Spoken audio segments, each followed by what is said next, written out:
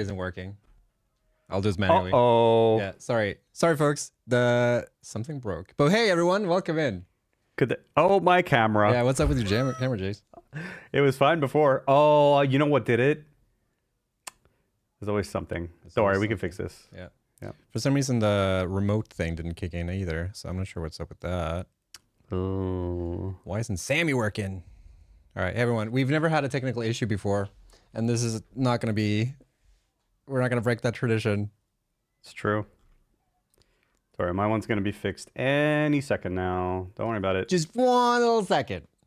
One little second. One little Goodbye. second. And come back, and we're good. There we are. Very nice. Everything okay at home? It was a little sad here, but I think we should be good now. Yeah. Hello, everyone. It's for 3D glasses. That's true. It was for 3D glasses. I'm coming right for you, everybody. Yeah. Whoa!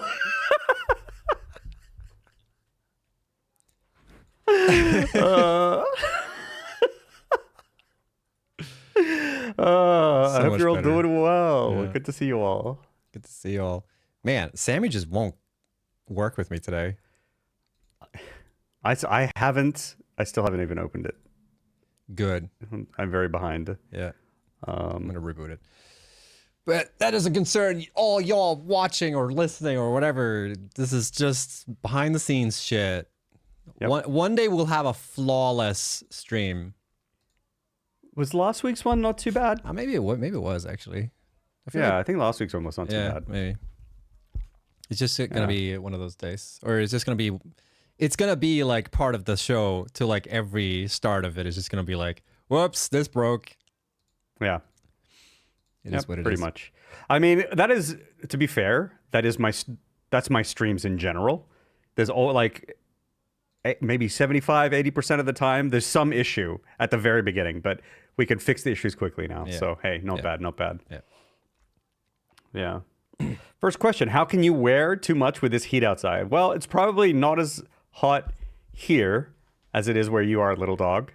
But it is quite warm today. It was actually quite humid. I worked up a sweat walking to the office today. It's like 18 degrees here. Oh, really? It's like 24 here. Oh, 24? Oh, look at you. A little warmer. Skövde getting the fucking... It's basically like the Swedish desert out here. Yeah. In Skövde. Yeah. How are you doing, buddy? I'm okay. I went you eating right? No. Okay. I fucked up my knees. I went on a hike last week because I took 2 days off to get some kind of vacation last week. We were supposed to go hiking for like a couple of days, but then after first day, my knees just gave in. Oh, no. And, been in pain ever since. You getting old, buddy? Yeah, I guess. I guess. So I'm just recovered from that, I guess. But apart from that, pretty good. Yep. Your knees. No, yeah. My niece. Niece. What were you doing on your knees in the woods, Snutt? Oh my god. No. He was hanging out with a big group of friends. Yep. Yeah. Hey, yep. That's what happened. All right. I think that's a great segue into first topic of the day, shall we? Which is going to be the name of the show. And if you're trying to update the title, by the way, you can't because for some reason the WebSocket has just given up. Even for me? Yeah, I can't get it to kick off for some reason. Okay. So does that mean we're going to have no topic markers for today? Maybe not. Okay. I'm trying to fix it. That's okay. Yeah, I'm trying to fix it. All right. Well, I can quickly talk about my state of dev because that's what we were going to do. We're going to do state of dev. I can talk about that real quick. I don't have too much to report because today there was a lot of catch up with other things, and I still have. There are some videos that I'm trying to make. They're just a little bit difficult for me to make, but doing my best. We're going to hopefully get those out pretty soon, maybe over the next week, and also been doing some catch up work with Nuggets Entertainment. Some stuff there. So yeah, there's been a little bit of lack of progress on my game, but I did get some progress on like level design stuff. I'm hoping maybe by State of Dev next week, I can show you all like just the rough block out that I've got of the main district of my game.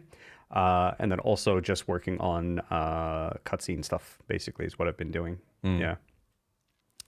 That's pretty much it for me. So there's nothing that I really want to show. I mean, I could just pull up random shit and show you all like some old stuff that I've been doing, that I've made YouTube videos about, maybe. But I think we could just save it for maybe another time. At the end of the day, sometimes the week just goes this way. This is how some of my weeks are. It is what it is. Yeah. Just starts pulling up like weird pictures of wieners that you drew in paint or something. This is what I did all week. I don't know what to tell you, folks. Yeah. It's just, sometimes it's like that. This is what it's like being a game developer. Are you gonna question this? Like, this is just how it is. Yeah. Stop shaming my creative process. Yeah, exactly. Okay. Yeah. Exactly. Yeah. Frozen Snutt, apparently. Wait, what? Okay, it's gonna be one of those days. I see, huh? Okay, I see how it is. Yep. Yeah. I need Snutt voice lines. Wait, you're right here. Never mind. Oh, that's crazy because you're frozen for me in Discord as well. Oh my god, what's happening? Maybe that's a problem. Should we get rid of the Discord thing? I'm gonna try that. Yeah. Hey everybody, it's me, your boy. There they are. I think I need to kill the... Oh my goodness, it's frozen everywhere. Snutt is a ventriloquist. I should have had my hand like around like this. Like right up there, Morty. We should have prepared like a fake picture. Yeah. We need those like Jim Henson Muppets, versions of ourselves. Like, why did that sound like a Doom soundtrack right there? Maybe it was. Yeah, maybe it was. All right, cool. Welcome back. We're back. We got it. We're so back, chat. Yep. Should have stayed at brother's house. True. Wow, I just can't connect to this. Yeah, my set of dev was all over the place this past week. I've been refactoring. I think, did I talk about that last set of dev or not? I can't remember. I don't know if you did. I remember you talked to me about it a little bit. Yeah, I've mostly been refactoring a bunch of shit. Very boring. It's just like, I can't remember why I started doing it. But there was a bunch of like stuff with my equipment system that I just wanted to refactor because it was annoying me that it wasn't in a particular way. And then I was gonna do just a light refactor because I think so one thing I actually want to talk about a little bit here is when it comes to like prototyping, I think it's very important to like keep the momentum going. It's very like sometimes when you're prototyping, you can get in that state where you start doing stuff too like complicated or whatever for the sake of the prototype. And sometimes it's like when you start off prototyping, you have like this great momentum usually, and that's usually like such a good sign of like you're on the right track for everything, right? And I feel like I lost that momentum a little bit, partly because I was jumping around and doing other freelance work, and I wasn't really doing full-time working on my game fully. So it was partly that, but also partly because I felt like I started working on like, I need to make these systems because I know I need them to make them for my game. And I started like thinking a bit too far ahead, I think. So I think I reached a point now where I started refactoring stuff and I was like, no, this is not a good time to do this stuff. I'm just going to refactor the bare minimum here so I can get going with something else. So I did spend a couple of days doing that refactor. I finished it yesterday. And it is better. Yeah. And I was able to like add new features that I don't think I would be able to before because the refactor was part of why I want to do that. Well, that's good. But I'm going to do level design now. I've just been like putting it off for too long. I need to prototype some level design. I need to do something that's called gray boxing or block outing, I think is another term for it. Where it's like part of the process where you basically just make the minimum effort to create a level. So everything's usually just grayed out. It's all like basic materials. Sometimes you just use grid patterns or whatever. That's partly why they call it gray boxing. It's just because you just have gray materials for everything. So gray stuff everywhere. So that's what I'm doing right now. And the thing that I'm kind of like debating back and forth with myself a little bit is how I should, and I know I'm doing that again because I should be prototyping my level, but I'm also thinking about like how I manage the level a little bit, because my game isn't an open world game or anything like that, but I am considering using some of the open world tools that exist in Unreal Engine, just because if I ever decide to like expand on the levels, the system will already be in place. Right. So right now I'm just like kind of researching what I want to do with that, and figuring out like, Yeah, because it might be tricky if down the line you find that you need that and you haven't got any support for it at all, right? It's a much bigger rework. It's a mixed bag, because I also feel like I should just throw away stuff if I get to that point. Right. So I'm a little bit torn. But I also it's like part of it is also I just need to learn some of these new tools that came in UE5 that I haven't really dabbled with yet. So like the new world positioning system that, you know, I've used it when we worked on Satisfactory, but I've only used it to like load in tiles. I've never like set it up myself. It's quite different how it works now than it works back then, because back then you actually needed to maintain all the level streaming yourself, sort of, and triggering it and stuff like that. So I'm just like learning a bunch of stuff and figuring out. There's a lot of like with the landscape tool where you need to sort of know how big level you intend to make, because when you divvy up like how the landscape should be like segmented, you need to sort of know the scale of things. So I don't know the scale of things, so I might also be wasting time on trying to figure things out that I don't really need to.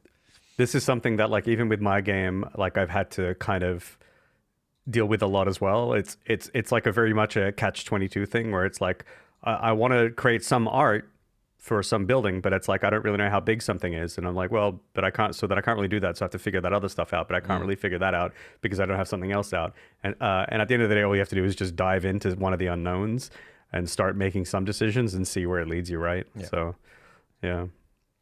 So it is what it is. But it's kind of it's fun though. It's like it's funny how whenever I'm learning stuff for making something, it's so draining to me. I get so tired when I do it. Compared to when I just like code away and just like, I need to make this thing, blah blah blah. Here's I'm exactly the same.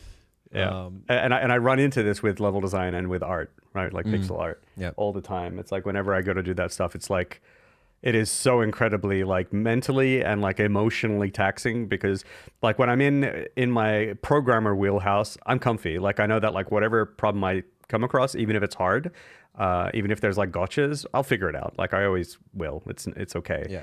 But like when the art stuff comes along, I just don't have the experience right now to like trust the process enough, you know? And so like not only am I learning, but I'm also afraid that like I'm just going down the wrong path entirely. But I guess that's what learning is about. So yeah. Just got to make a bunch of mistakes. It is what it is. Yeah. But making progress, it's slow and steady. It's always like you feel like I should be further ahead than I am, but I think that feeling is never going to go away. I think I'm always going to feel that like, oh, I should be so much further ahead than I am right now. Yeah, that's how I feel. Yeah. And I wonder if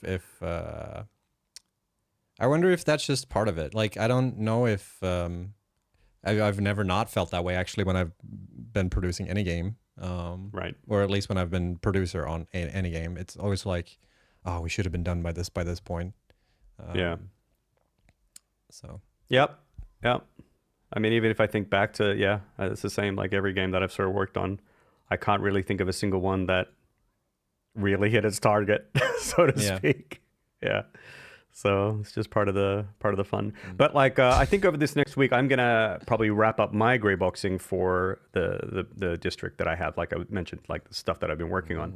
So it could be that state of dev next week. I don't know how you're gonna, if your stuff goes well, we may have like a very level designy focused one. You never know. Could be interesting. Potentially. If we happen to line up on the same kind of stuff, that could be cool. Yep.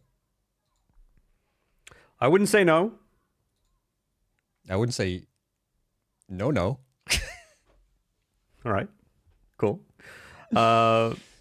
Snutt's making a burger baking game, where his oven has multiple levels.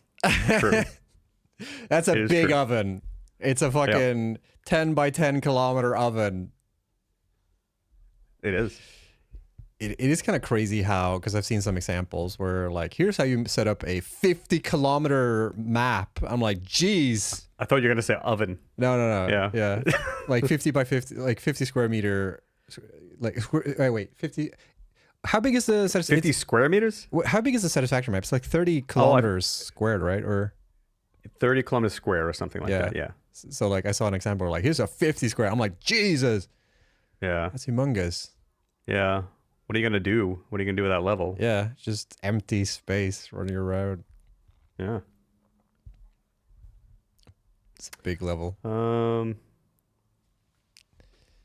don't want to make a big level like that as a solo dev. Holy shit. It's so stressful. I can't figure out what this WebSocket thing is, why it's not working. I'm losing my mind. That's okay. Yeah, we're gonna have to go without. Yeah. That's a bit of a bummer. Can we can't trigger it any other way? No, not really. I think potentially I can manually actually hold up. No, I can't trigger it. That's just so annoying. I'm so stuck on that. Yeah. It is what it is. All right. It is what it is. We'll have to just plow on without it. Let's just focus, I guess. So, what topics do we have planned for today? Well, or is there anything more with State of Dev that you wanted to talk about? No, not really. I think we can dive into the meat of it. All right. I think you had a topic. Huh? You're like, what about this one? Hey, Jace? Yeah. I was like, oh, that's true. That's why you gave me the opener here. Makes sense. Yeah. Yeah. What about Jace and Snutt? No. What about no and? It's like no but. It's like, oh, this is a bakery. Sorry, we're closed. Yeah. Like, okay. Are you two working together now? No, we're working on our own separate things. We're working on this show, I guess, together. Yeah. But part of the show is like we're talking about our own separate games because we're both solo developers. We're both working on our own separate projects. They're two vastly different games too, which I also think is kind of fun.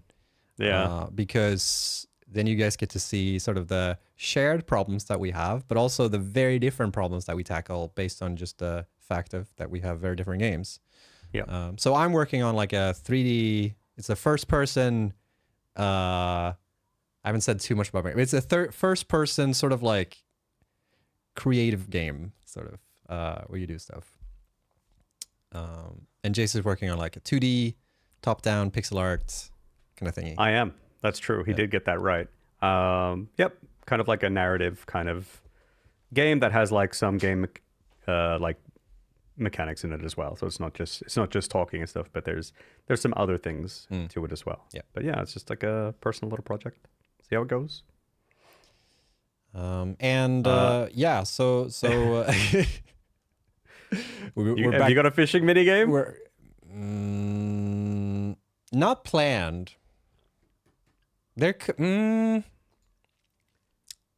Yeah, all games must have fishing minigames now. It's a requirement for success. It's as much of a requirement as treasure behind waterfalls. You know, it's not a waterfall without treasure behind it, and it's not a successful video game without fishing. So the thing is, like, I could add fishing to my game. It wouldn't be a typical fishing minigame, though. It would be kind of different. But that could also be a good thing. It's kind of funny because one thing that I kind of ran into today that's sort of on this topic is I ran into like a little bit of a limitation when it comes to the level streaming stuff. But the limitation also sparked a really cool idea. And I feel like all my best ideas are always when I'm constrained by something. And when you're like put in a spot where you can't really do the thing you set out to make, but then you like, how can I do the best of the situation? And instead you come up with something completely different. And then that's like more fun than the original idea. So like that fishing thing actually sparked a couple ideas now that I might, I'll put them in the idea box, but not sure if I'll actually implement it because I have too many ideas right now. That's also part of making a game is you overthink it and want to do too much. And then you got to reel it back in when reality sets in. Yep. TLC chasing waterfalls, Jacing waterfalls. Am I right? But yeah. Yeah. Today's topic. So What you got for us, Snutt? Yeah. So I've been chronicling online as I always am, and just browsing the old Twitter, and I don't remember if it was this week or last week. I think it was last week. No, it was last week. Last week, there was a new Mafia game coming out, which is called Mafia: The Old Country or something like that. So it's like the fourth Mafia game, but it's like a prequel. And I thought something that was really interesting with this game was that this game, compared to like previous Mafia entries, the previous Mafia games were completely like open source, or no, open world more so. They're like, GTA sort of like vibe, right? And this new one didn't follow that formula. They were more like, nope, we're going to make a narrative driven game. It's going to be very linear. And I believe they were very public about this from the very get-go, that like, nope, this is a linear experience. You're going to play from like one chapter to another. You're going to be able to like explore within the context of when you're, allowed to explore and stuff like that. But that's not what the game is about. The game is about the story and the like experience that you play and the mechanics that come with that. And on Twitter, people have been posting like kind of like pictures of the one this particular, let me see if I can find it, is one where people are complaining about, or not, this one person who tweeted about it, complaining about that you can't swim in Mafia. I think there've been, yeah. And There's been quite a few people. And you've been able to do that in the previous games. Right. But it sounds like they're already, breaking their formula to begin with, right? So, yeah. I mean, exactly. So here's the tweets.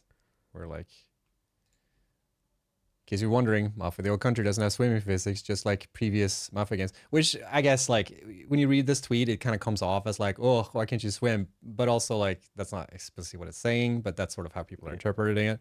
Yeah, people are kind of just like, do you need to be able to swim though? Like in a Mafia game, like is this important to the game?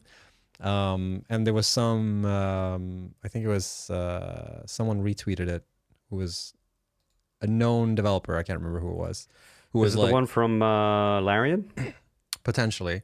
They were like, it's not about like, they were reminiscent on, how can you not open like see who retweets anymore? Who knows, man? You probably have to pay like $10 a month for it. I guess that's how it is. But basically, they were saying like they remember one time when they were it was Baldur's Gate 3. Yeah, exactly. So it's the guy from Larian, right? Michael Dowse, I think it was. So he was saying like we showed off vertical slice or something, and some. I have the quote if you'd like. Oh yeah, go for it. That's better. Okay, so this reminds me of when we showed Baldur's Gate 3 to someone, exec or whatever, a wealth of mechanics, and with zero emotion, it goes, can you swim in the game? Like, bro, this isn't mechanical whack-a-mole. Endlessly layering on mechanics maketh a good game not. Yeah, was the tweet.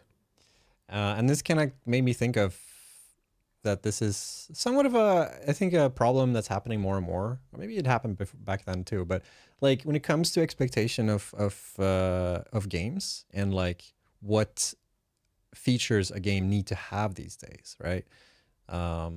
We have these discussions all the time within developers that like, we have ballooning costs of development. Games take forever to make these days.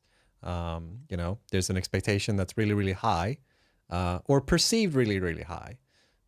Because I'm not sure if that's necessarily always the truth, that like games have to be these like AAA, have to have all the features of all the previous games, big old blockbuster.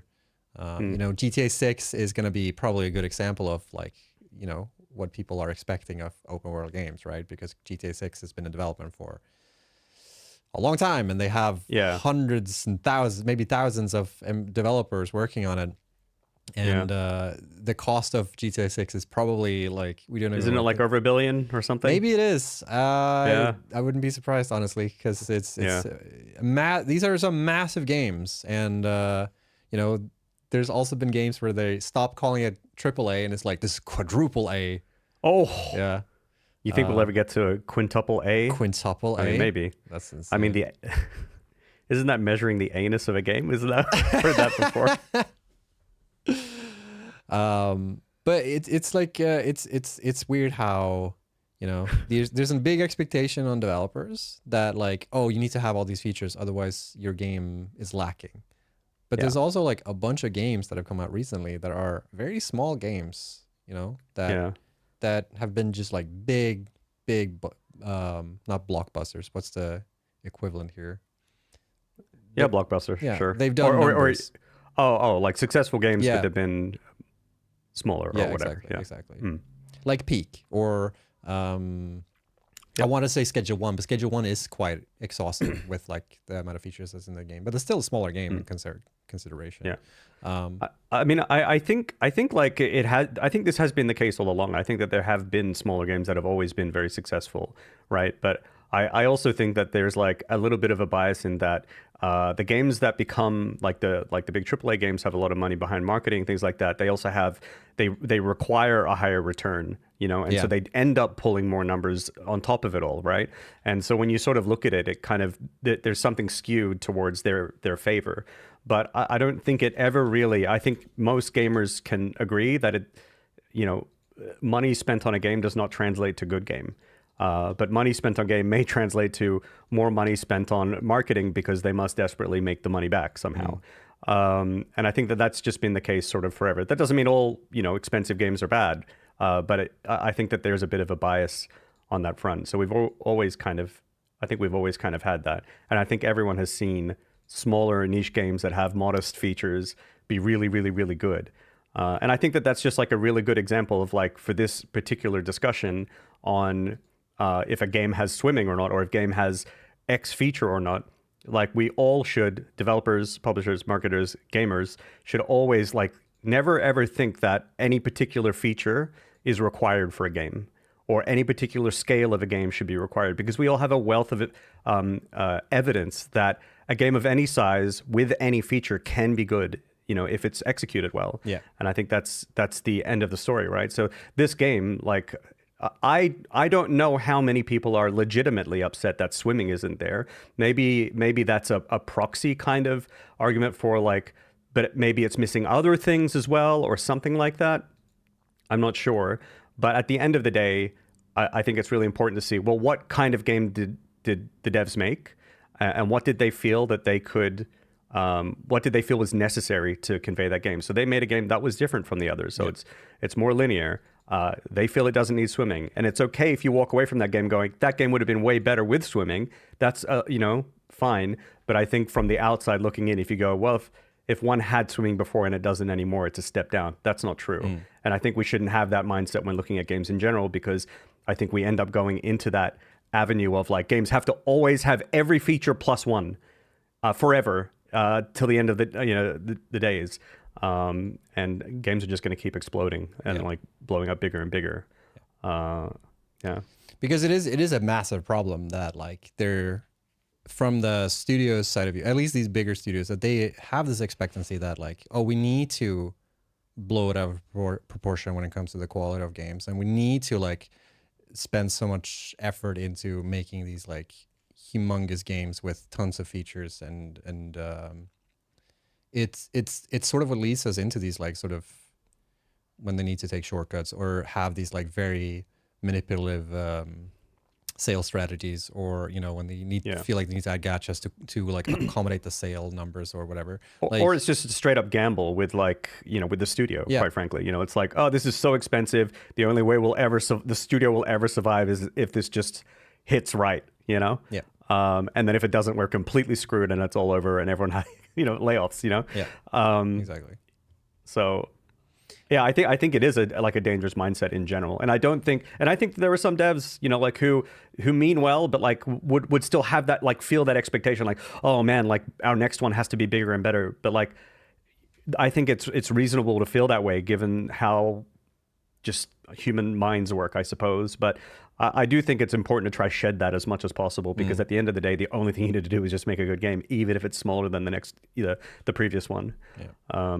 And I think one really, really good example of that, I spoke to you about this before actually, is Coffee Stain did this really well. And that's what attracted me to Coffee Stain in the very beginning before I worked for them. I was a big fan of the game Sanctum, and then I played Sanctum 2, right? And I really loved Sanctum 2. And most specifically, I really enjoyed what they did the changes they made from Sanctum 1 to Sanctum 2.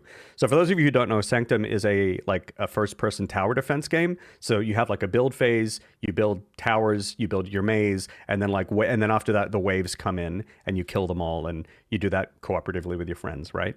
And in Sanctum 1, it was very, very much more that you could build a fuck ton of towers and big mazes really, really, really easily, right? But then in Sanctum 2, it was very reserved, actually.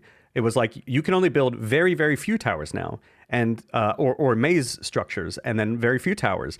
It would eventually build up to big mazes and stuff anyway. Which again, like I think that this was really, really good design decisions, because you could feel the contrast between a smaller maze and a larger maze, and all these kind of things. And then the way the game was just balanced and played was just more interesting in general.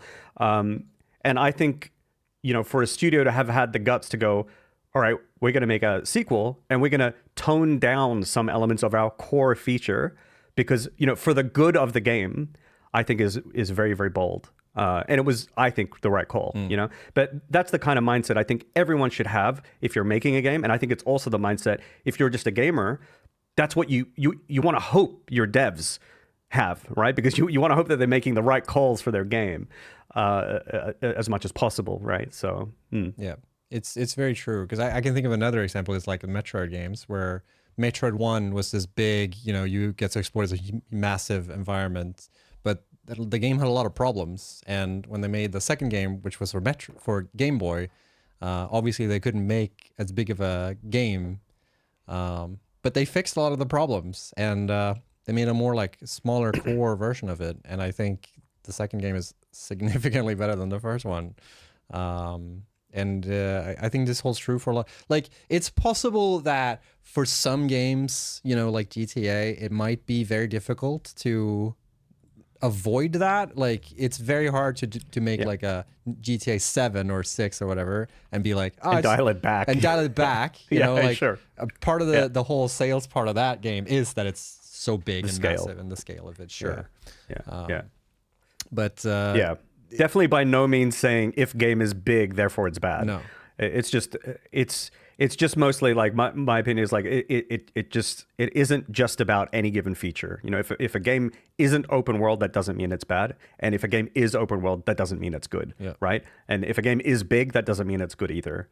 But just because it's small doesn't mean it's good either. Right? Yeah. It's all about how have things been put together, and that's the art of it, right?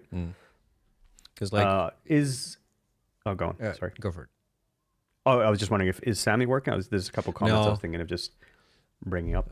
But I think I can trigger it, because the thing is, like, the web server is triggering, but the JavaScript isn't triggering.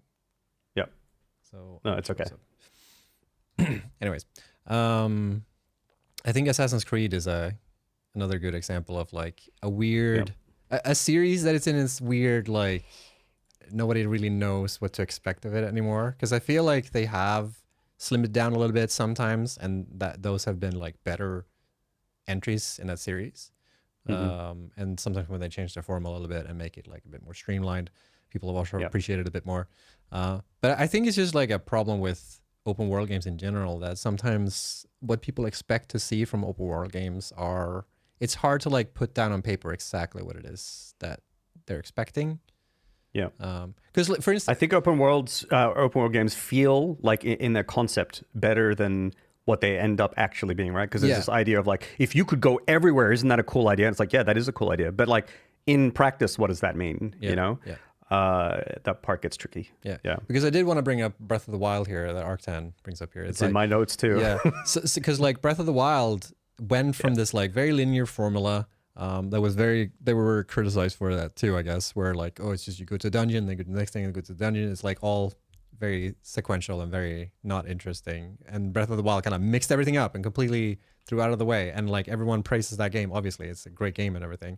Yeah. But just going open world doesn't solve all these problems. That causes new problems instead. But then it's hard for them to now be like, okay, Breath of the Wild, Tears of the Kingdom, dope, open world games. Let's go back to the linear formula again. Like, I'm not sure what they're gonna do. Like, I'm not sure how you manage those expectations of those games. I mean, I hope that they, and they might. I mean, those folks are really talented. I really hope that they have more linear or more smaller games like in the cards for themselves. Like I hope that they'll allow themselves to consider that. And it's okay if they then choose to do something else. But like I really, really, really hope that those devs don't feel like that it has to be bigger and better. I think that's just like the wrong corner to force yourself into.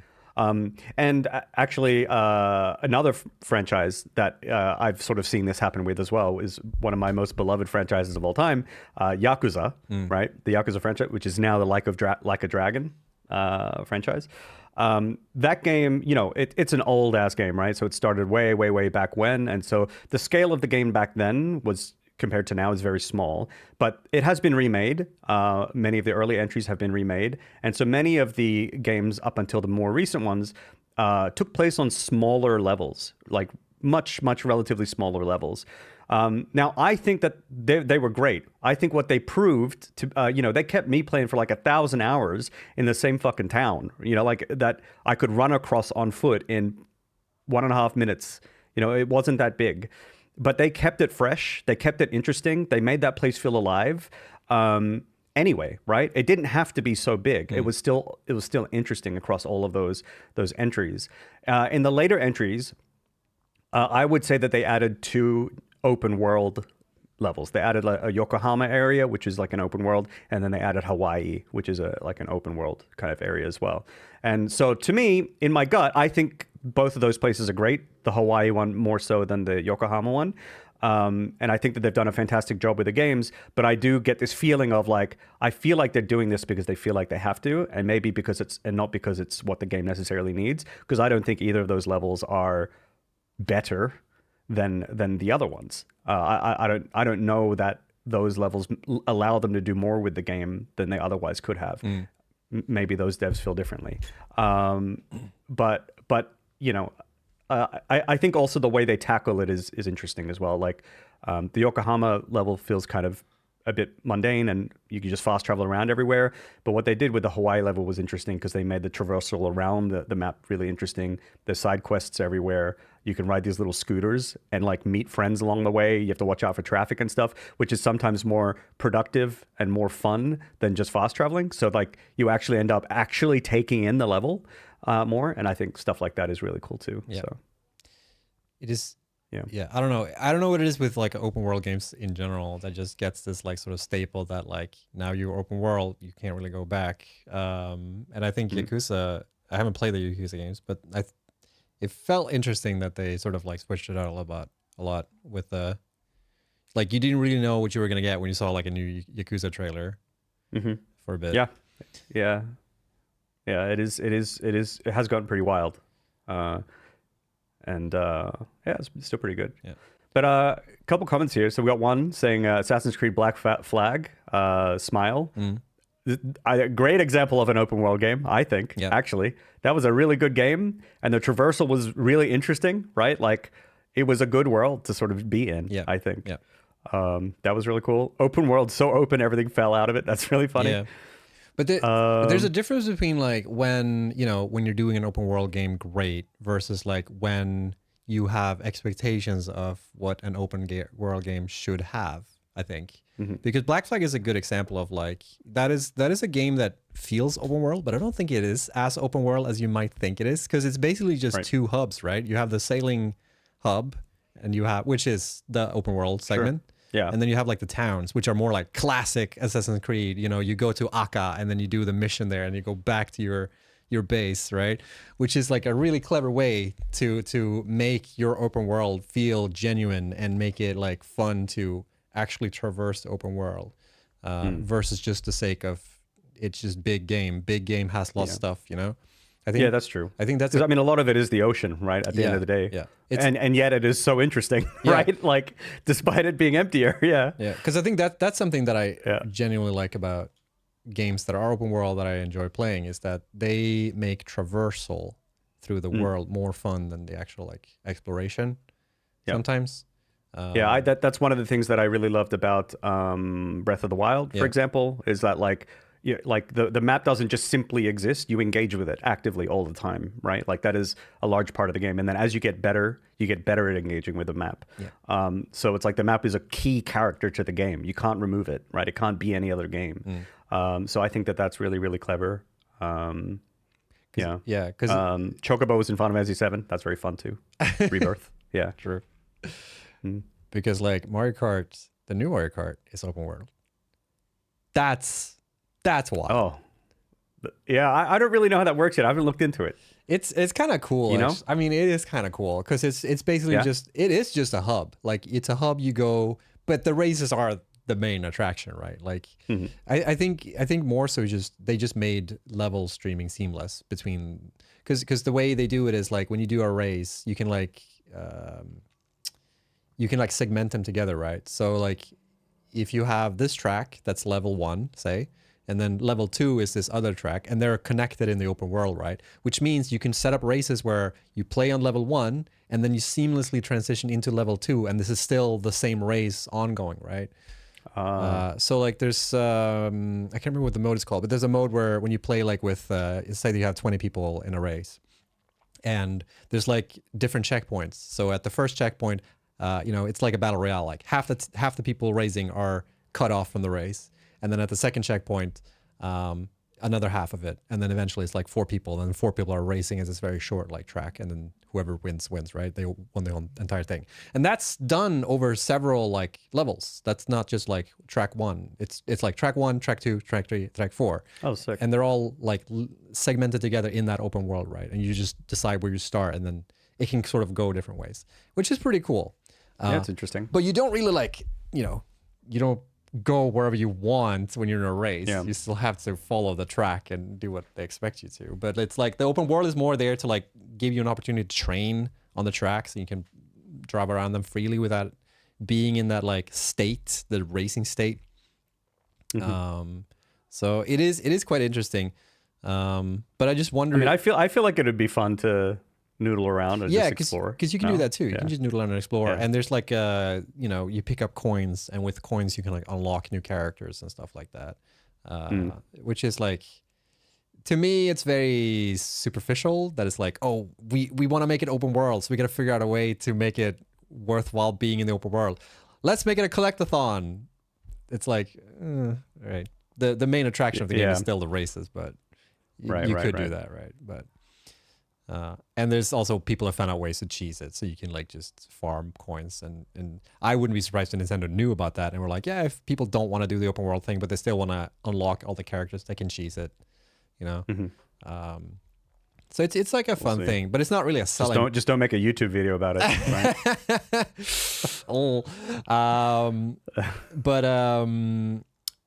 But yeah, it doesn't really add anything to the game, the fact that it's open world. And sometimes when I look at that, I just feel like, did they just add open world because people want open world, or because it's like genuinely good, or I don't know.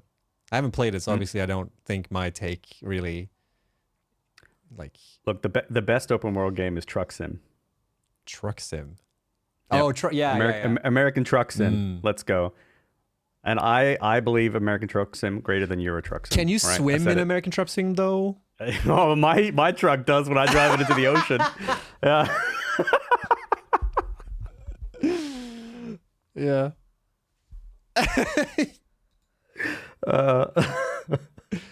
Actually, don't know if you can drive into the ocean. I'll have to try it out. Yeah. In the video game. Yeah. Yeah. The current other open world racing games are just awesome. Yeah, for sure. Yeah. So yeah, I don't know. I always, whenever I see open world, I always get a bit hesitant. But then again, like Metal Gear Solid 5, which was brought up before, is also like this, it's the best game in the series. Not because it's partly because it's open world, but mostly because it gives you like agency over the missions, and it gives you because it's still like when you do a mission, it's the scenario is set up in this particular way on this part of the map. You can't go wherever you want to during the mission. Right. So it's linear in that sense. But you still have agency over, like when you're exploring, you can trigger a mission and you can like equip stuff that you find. The thing that I really enjoy whenever I get this opportunity in games is when I can sort of like, when I roam around an open world, I can do it without like going into a menu or like fast traveling or like, because when I played Breath of the Wild, I never fast traveled. I played the entire game without fast traveling a single time because I enjoyed just like traveling through the world, and like there was a whole new gameplay that was like sort of emergent from that, because whenever I was in a place, and I'm like, ah, shit, I need this item, and that item is in this village. I can't just fast travel and get the item and just go back and just use it. I had to actually like, okay, but if I'm gonna go to that place, it's quite far away. I need to like make it worth my while. So I could go to this town over here and like get this thing, and then I could go over to that town and then like go back and make it a whole thing. So it's almost like LARPing a little bit. Yeah. And No, go on. and that made it so much more like fun to be in that world, because I wasn't just like zooming back and forth between different locations. Again, you're engaging with the map more, right? Yeah. This is like I feel like this fast travel is the elephant in the room when talking about open world games, right? Like, because this is like one big issue is I generally feel that fast travel is a crutch.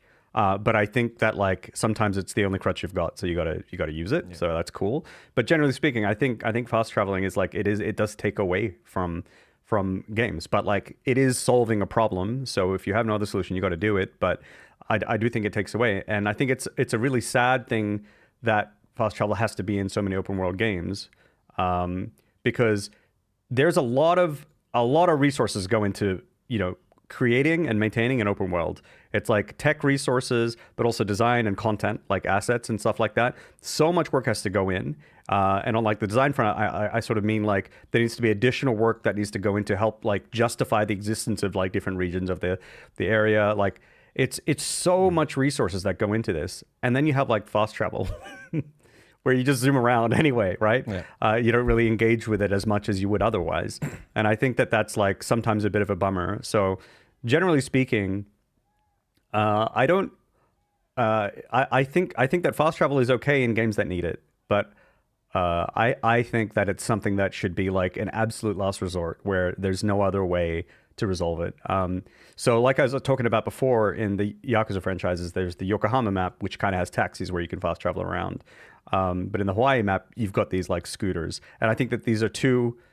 You also have the taxis, right? But the fact that you could use the scooters as a useful means to get around, that is also fun, is like, it's an infinitely more interesting mechanic than fast traveling with taxis. And then like the chocobos, for example, in Final Fantasy VII, Rebirth is really fun as well, but also combined with the fact that the open worlds is sort of segmented in a way, means that each segment that you're in is like really manageable to get around. And I think that's a really nice touch as well. Just so that the game keeps you engaging with the level. I think that's really, really important in any game.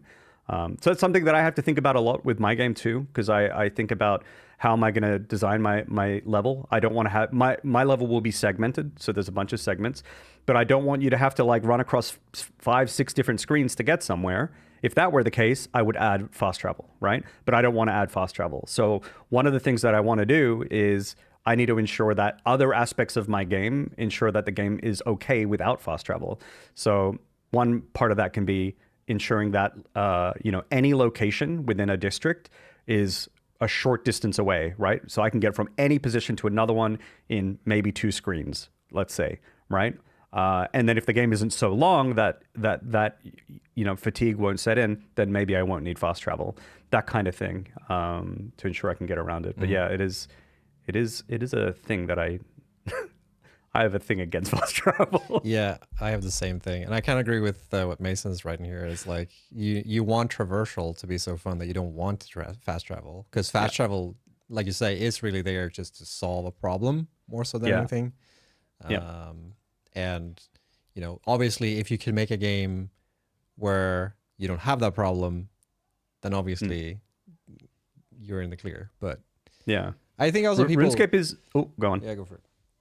Okay, RuneScape is also kind of interesting on this front, actually. So RuneScape has a lot of fast traveling in that there's all sorts of teleport techniques, but when you start out, you don't have any of them, basically. So you have to run everywhere.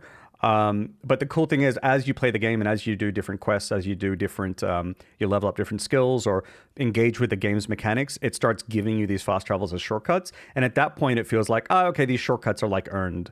And using these fast travel points are like sort of a privilege that you've earned for yourself to then like make certain things easier so that you can focus on other things. And I think that's another interesting way to incorporate fast travel. I don't think RuneScape's a viable game without fast travel. That game is so big. I mean, I'm sure some people could, set themselves their own personal challenge like you did with Breath of the Wild. But yeah, that's interesting. I like the thing that Hateling put in here that like in Ashron, you had to like set up a portal yourself. You can only travel that one. And if you if you had a group of people, you could set up different entry points and travel to that. So you had to be together. I think that's a pretty clever solution to that problem. Because I think what game had something similar to that recently? Oh, I can't remember. I don't think it was it Tears of the Kingdom that had something like that, where you could set up your own fast travel point? Didn't play Tears of the Kingdom. I can't remember. Maybe it was. I remember that I never used it. That's the thing. But I can't remember what game it was. Yeah, that's a pretty good solution to that, because it's like Portal, right? You have to actively set it up yourself. Yep. And if you move, Oddsparks has that sort of thing as well, where you need to be able to unlock. First of all, you have to be able to do research to unlock the ability to fast travel to a certain like segment of the map, and then after that, you needed to actually fuel the fast travel location as well. So I think that's a pretty interesting sort of design. That's very true, because Oddsparks isn't really a game about like. It is a game about exploration, but it's only a game about exploration when you push the boundaries of where you've been. So like exactly procedural world and stuff, so you don't know what's there, right? Yeah. So like you don't really, once you've explored an area, you don't really care moving through it. I think this is one of those times actually where I feel like fast travel is a necessity, because I was going insane before I had fast travel in Oddsparks, and I don't know if like, it's a problem of traversal in Oddsparks. I don't think that's necessarily the case in that It's game. distance. Yeah, it's distance. yeah. Even if it was flat ground, it would take you too long to run. But like, I forgot wood. Got to run back. All the way back again. Yeah. So, interesting. But yeah, we sort of went from talking about state of production to fast travel. It's important. That's how it goes, man. Yeah, that's how it goes. But I mean, I think it was all kind of related. Like, it all started with, mafias can't swim, but it's like, but what are it's mafias in general can't swim. Yeah. No, I'm talking about the mafia themselves. Yeah, they just never learned. Yeah. It is what it is. But yeah, it's just sort of like what features are expected, Are there any other features in games you feel that people are like, it's not a real game unless it has that, or not a real game in a specific genre unless it has X, Y, Z, or? I don't know, because there's definitely times where when I swimming with the fishes. For instance, the Arkham games, the Batman games, I have a hard time going back to the old games just because like every game added on top of the other one, and they feel like iterations more so than like sequels. So like it's hard for me to go back and play like the first Arkham game, not because it's not as open world as the other ones, just that like traversal is so much better, and like it feels, the world feels so much more alive, and you have so much more agency to like traverse the map and just do random shit all the time. Yeah. I don't know. It's tricky because like even now when I'm working on my game, it's like, is this a feature that people expect to have? Are like, should I add this just for the sake that people will want it? I'm trying to stay away from that as much as possible and just go with what I feel like, and then just do. Sorry. Yeah, and then just do like based on feedback rather than like try to preemptively add things. I think Little Dog actually has the one example where you do have to give in. That's expectation. True. That's true. If there's a dog, it has to be pettable. That's very true, actually. And by extension, if you have any cute, fluffy animal, it should probably be pettable. Very true.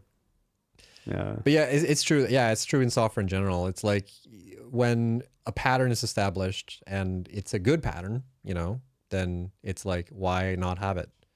I think, but there's a thing here with games though, where sometimes when games add stuff just for the sake of leniency, or like just because it's comfortable, that can take away from the game sometimes. Like minimaps in games, I feel like there was a time where every game had to have a minimap because it's so useful, and then at some point we just decided, no, skip the minimap, just make it, you have to keep track of it yourself. And I think that was such a good call in a lot of times, because maybe it's hard to read minimaps, but maybe that's just me. But I just felt like there's sometimes where when it's convenient, it takes away a bit from the game. It's like it's not an optimization per se. Yeah, because you're looking at your arrow on the minimap, right? Yeah. For guidance. You're not engaging with the level as much, is my feeling with minimaps. Exactly. And like the problem that the minimap solves, there are other ways to make it more convenient. Yeah. But I don't think it's necessarily so much immersion. It's just that I can't think of other examples, but there's times when, you know, if like, oh, you just press this button and it sorts your inventory, for instance, like that, like in Resident Evil 4, for instance, I don't think the original game had that, where your inventory is this grid-based thing, right? Where you have to like move items around, and they have different sizes, so they can't all fit. So sometimes you have to be a bit clever with like how you move items around. And I think in the later entries, they just added a button to sort it, which is very convenient, but it also takes away a whole element of the game that doesn't exist anymore now because you just press the button. That is, I guess, an example of optimizing away the fun. But it's stuff like that sometimes where I feel like some of these features, when we didn't have them, it made for patterns in gameplay that just is gone now. Yeah.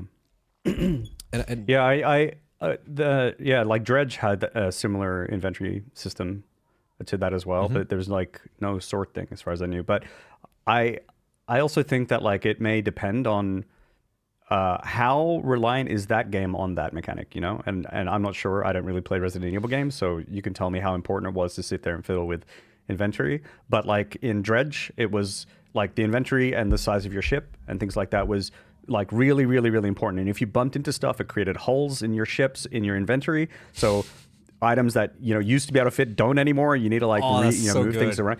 Yeah. So it's like, it becomes like no, this is like an actual core mechanic. It's not just a random inventory thing.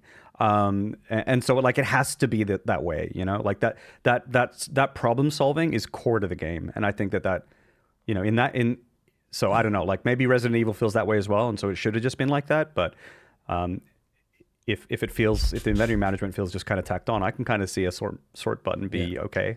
I think you can argue that it wasn't necessarily a necessity in Resident Evil 4 because it's not about it, like horror games to a certain degree, at least Resident Evil games have been a resource management game, and they've moved away more and more to that. From that, like the original games were more about like you need to manage your resources. Now it's more like just shoot these zombies, quick, bam, bam, bam. So like I agree that, you know, that feature not being there obviously doesn't ruin the game, and that this might be one of those examples where like I feel a certain way about it, but does it actually add anything to the game? Maybe not so much.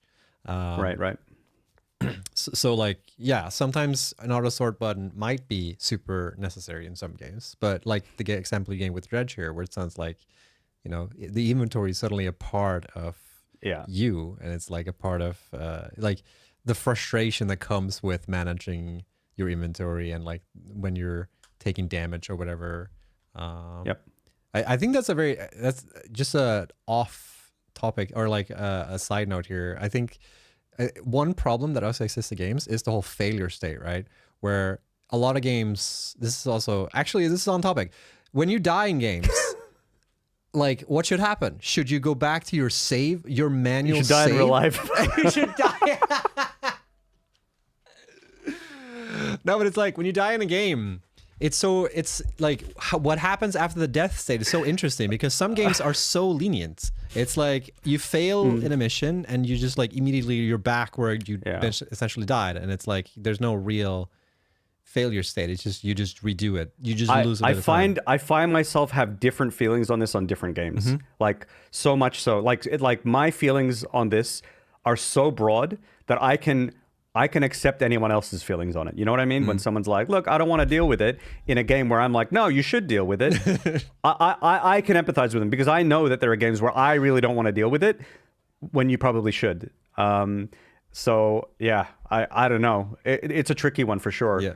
I mean, I honestly kind of like the option, I suppose, is nice. Satisfactory ended up having that, which is, I think that's pretty good.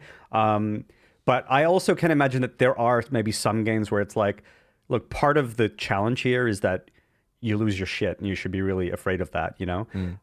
But yeah, I guess it just sort of depends on the game, and maybe there's just different accessibility options that should be provided. I don't know. Yeah. But yeah. I like the thing you explained there with Dredge, where your failure state is not just that you died. Your failure state is also that your inventory is getting capped, or like you have to sort of deal with a choice that happens when you're on path to failure, right? I would like to, I would like to just flex for a second here. I don't know what happens if you die in Dredge, because I never did. I took damage though. Looks like we got a gamer here. Damage. We do have a gamer. Yeah. But that could also be maybe the intention here, that like you're not really supposed to die in that game, because dying is a failure state that's becoming like, you know, somewhat of a non-existent thing in games. So like, why design a game where dying is a part of the game, like compared to like Dark Souls, for instance, where dying is like, you know, you actually do feel it's the main mechanic. Yeah, but I would argue though that Dark Souls is a game about punishing the player a lot. They make so many design decisions in Dark Souls that are just like cruel. It's just cruel. Yeah, they do. Yeah. And that's part of Dark Souls. So like it is part of the core pillar that like when you die, you have to go all the way back. That's why I felt like it was weird that in like Elden Ring that they kind of backed away from that a little bit and made it more, no, if you die at a boss, you get to play the boss immediately again. It's like, it is annoying to run back and forth, but a lot of decisions in Dark Souls games are that you're getting punished all the time. Yeah. I will say that I've only played one Dark Souls game, as the first one, and I played it on stream, like within the past year or something like that, and it was a wild experience. And I would say that like Sen's Fortress, I think it's called. Yeah, that was the best part of the game. I mean, in a way, kinda. It may have been one of the most like. I mean, I'll just say stressful, but like it's also like one of the most emotionally invested moments in a video game that I've maybe ever had. Like it was so tense.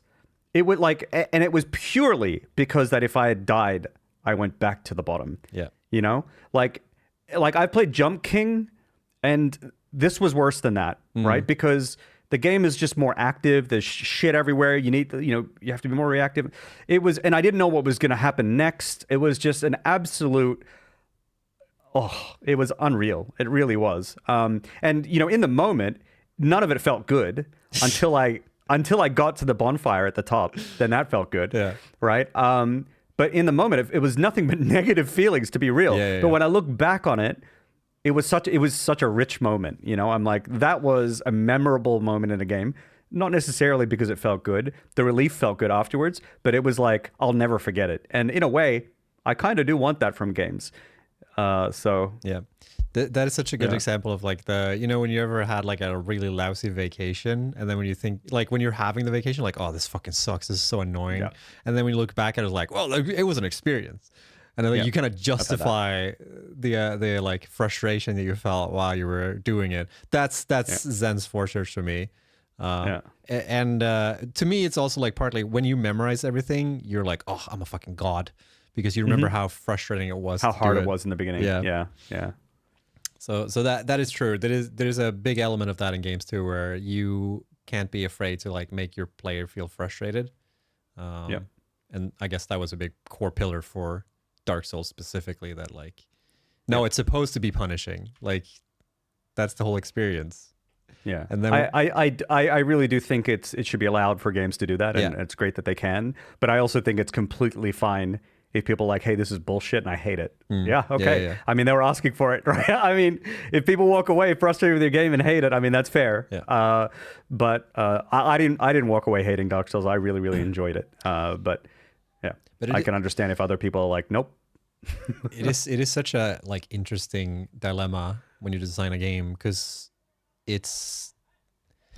you draw that like border all the time, right? Where you want to evoke certain feelings, and you know that not everyone will love this, but maybe the people that do love it like even more. What's the designer always saying at Helldivers? Is like no game is for everyone or something like that. Like you can't design a game for everyone, so you should just design a game for like a specific experience and focus on that and just like own it. But sometimes you can do that and it doesn't really work out because you went too far with something, or people it didn't really like people didn't really pick up what you were putting down. So it's like a hard balance there, right? Where, I mean, FromSoft could have just kept making Dark Souls games harder and harder. I feel like they kind of are to a certain degree, because like a lot of Dark Souls bosses these days are just like, they do this thing where they do the wind up, and the wind up's really long, and then eventually they do it. Like in the first games, the wind up felt so much more fair, because you could memorize everything. Like Dark Souls bosses just like pattern recognition. Like you're memorizing like, oh, when he's doing this move, then I should roll away and then attack. It's like it's like I evade and attack and evade attack. And it's like a rhythm game almost, right? Mm-hmm. And I felt like they moved away more and more from that in the later games, because people got so good at playing the game that way. So like people got so good at like learning patterns and dodging and shit. So like, okay, how do we make it even harder? We gotta have these like weird wind-ups that are really frustrating for people. So now, you know, it just evolved into this weird like design decision that came from the fact that people played it so much. Yeah. So it's tricky, because you could just keep making the same game over and over again, but is that gonna work out for you? And I think that's part of like the thing that I want to go full circle here on the whole Mafia thing, right? Is the expectations of things. Like there's also an element of, if you make the same game over and over again, like why would people want to play this game over the previous game? Like why would you want to play the new Mafia game versus the Mafia 3 or whatever? Like if you have more features in Mafia 3, why would Mafia, the old country, would be any more interesting to play, right? I mean, I feel like in that case, it's just because you just want more content, right? Yeah, could be. Yeah. Or it could be that they have like some new elements. I haven't played it, so I don't know. But it could also be the fact that it's presented in a new way that you've never seen before. That's interesting. Or yeah, because like I think also like with games that have like a narrative and a setting, I think people kind of, if they fall in love with that narrative and setting, they want another one, right? Because they want more of that story. They want more of characters, either that character or more characters like it. And again, I immediately think to the Yakuza franchise for that. You know, I will buy every Yakuza game that comes out. I don't look at trailers. I just go, what's the release date? Okay, I'll put the money aside, right? That's the end of it. And it's not, and I don't look into features. I don't care what features it has. Those devs, RGG Studio, those devs have won me over completely. I have full faith in them. And I know that all I want is just give me some of those characters. I don't care if you decide some of them won't be in the game. Some will, some won't. I don't care what happens in the story. Go do what you think is right. Just give me the setting. Give me something interesting to engage with. I'm all in. I'm bought in. And I can imagine that other people feel the same way, even if like the new Mafia game has a different formula. They might still have a lot to connect to. Yeah. What do you think? How many Yakuza games do you think? Okay, so here's a scenario, right, that I'm trying to paint up that I'm curious about, because I can't think of. I'm sure there are, but I can't think of it right now. A studio where I feel the same way where you. Well, I'm like, oh, if they just put out a thing, I'll just buy it. No questions asked. Maybe FromSoft, but I was quite disappointed with Elden Ring. Anyways, like. Hot take. Yeah. If the next Yakuza game was completely slop and it's like super poorly executed, would you buy a Yakuza game after that if you play that, or? Okay, so Snutt, as you know, I'm a Final Fantasy fan.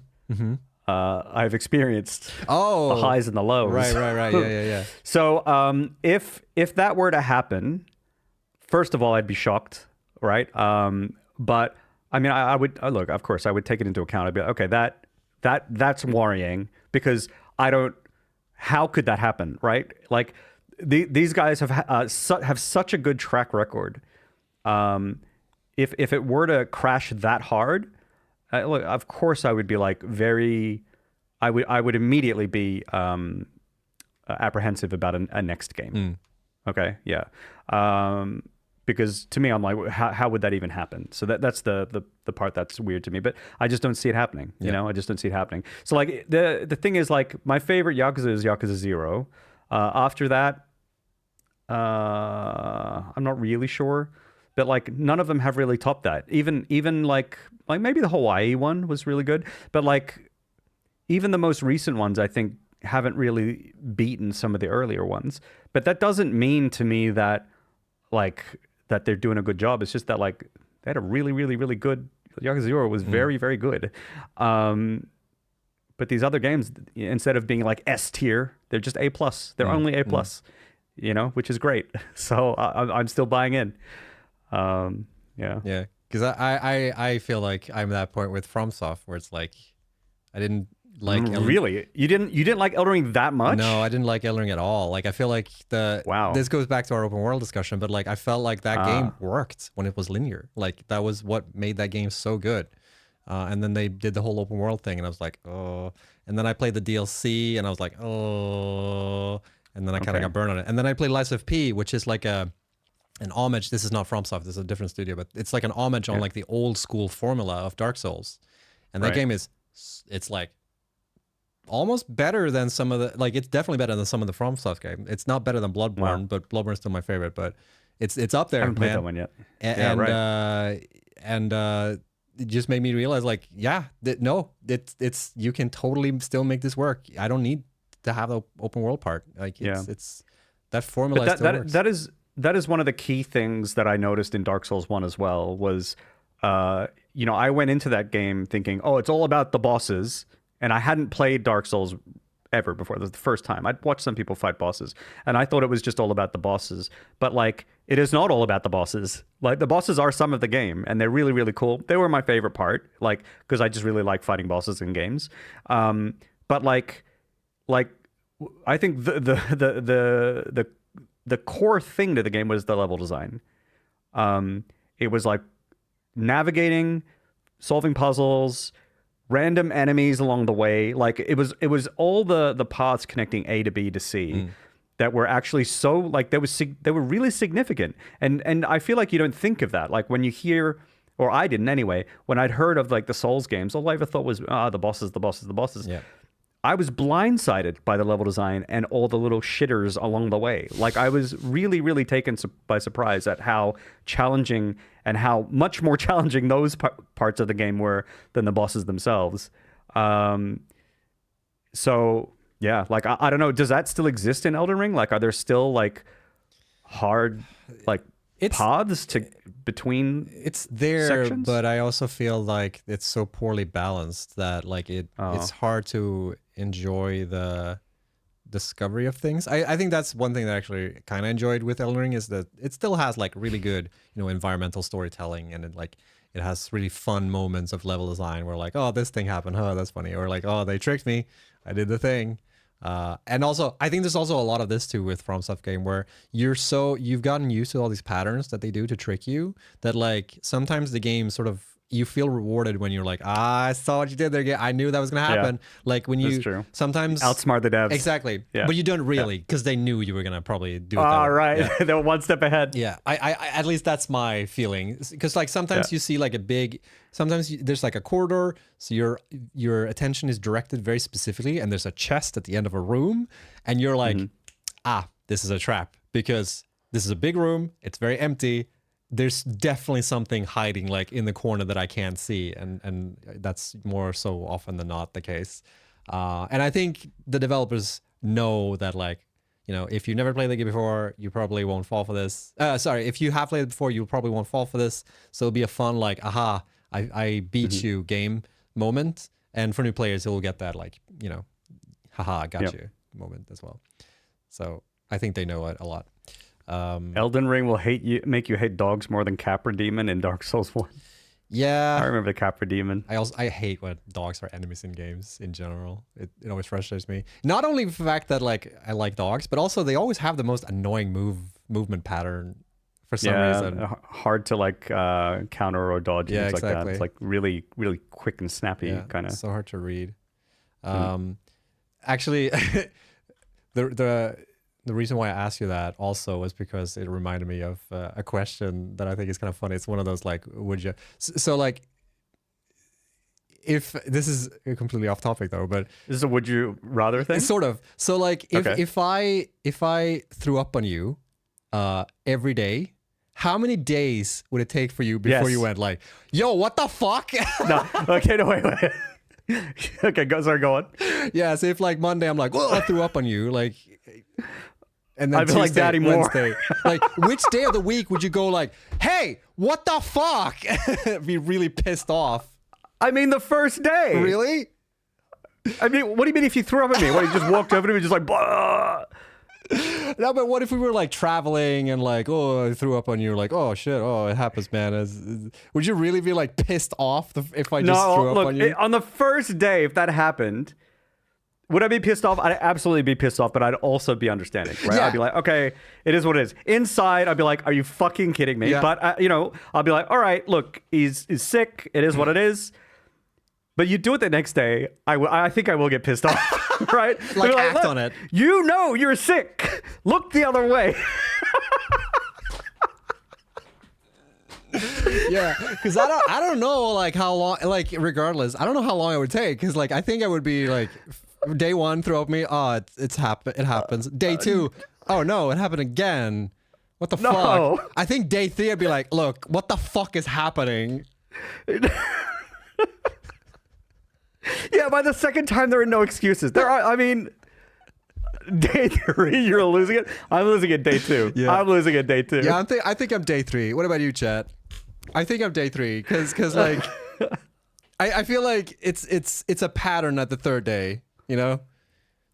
Look, Second day, it's not really. It is a pattern on the second day. I mean, you had never thrown up on me before. All right, it is an absurd and memorable moment if it happens the first time. I will remember it. You will remember it.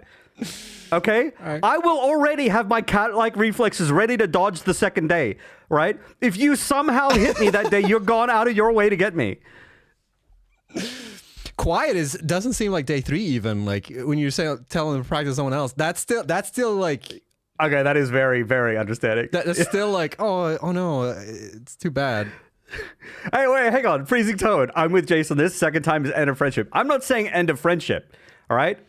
I'm just gonna tell my friend with like forceful words. What the fuck are you doing? Well, like, how many days would be end of friendship though? End of friendship? Okay, it would have to be more. No, probably day 4. Day 4. There is no shot. Like, I can't even make excuses for you at that point. Like, day 4 will be, I won't be near you on day 4. So if you did it, it would be in my sleep, right? Or something like that. Like, I know you're fucking with me at that point and that you hate me. Yeah, so, like...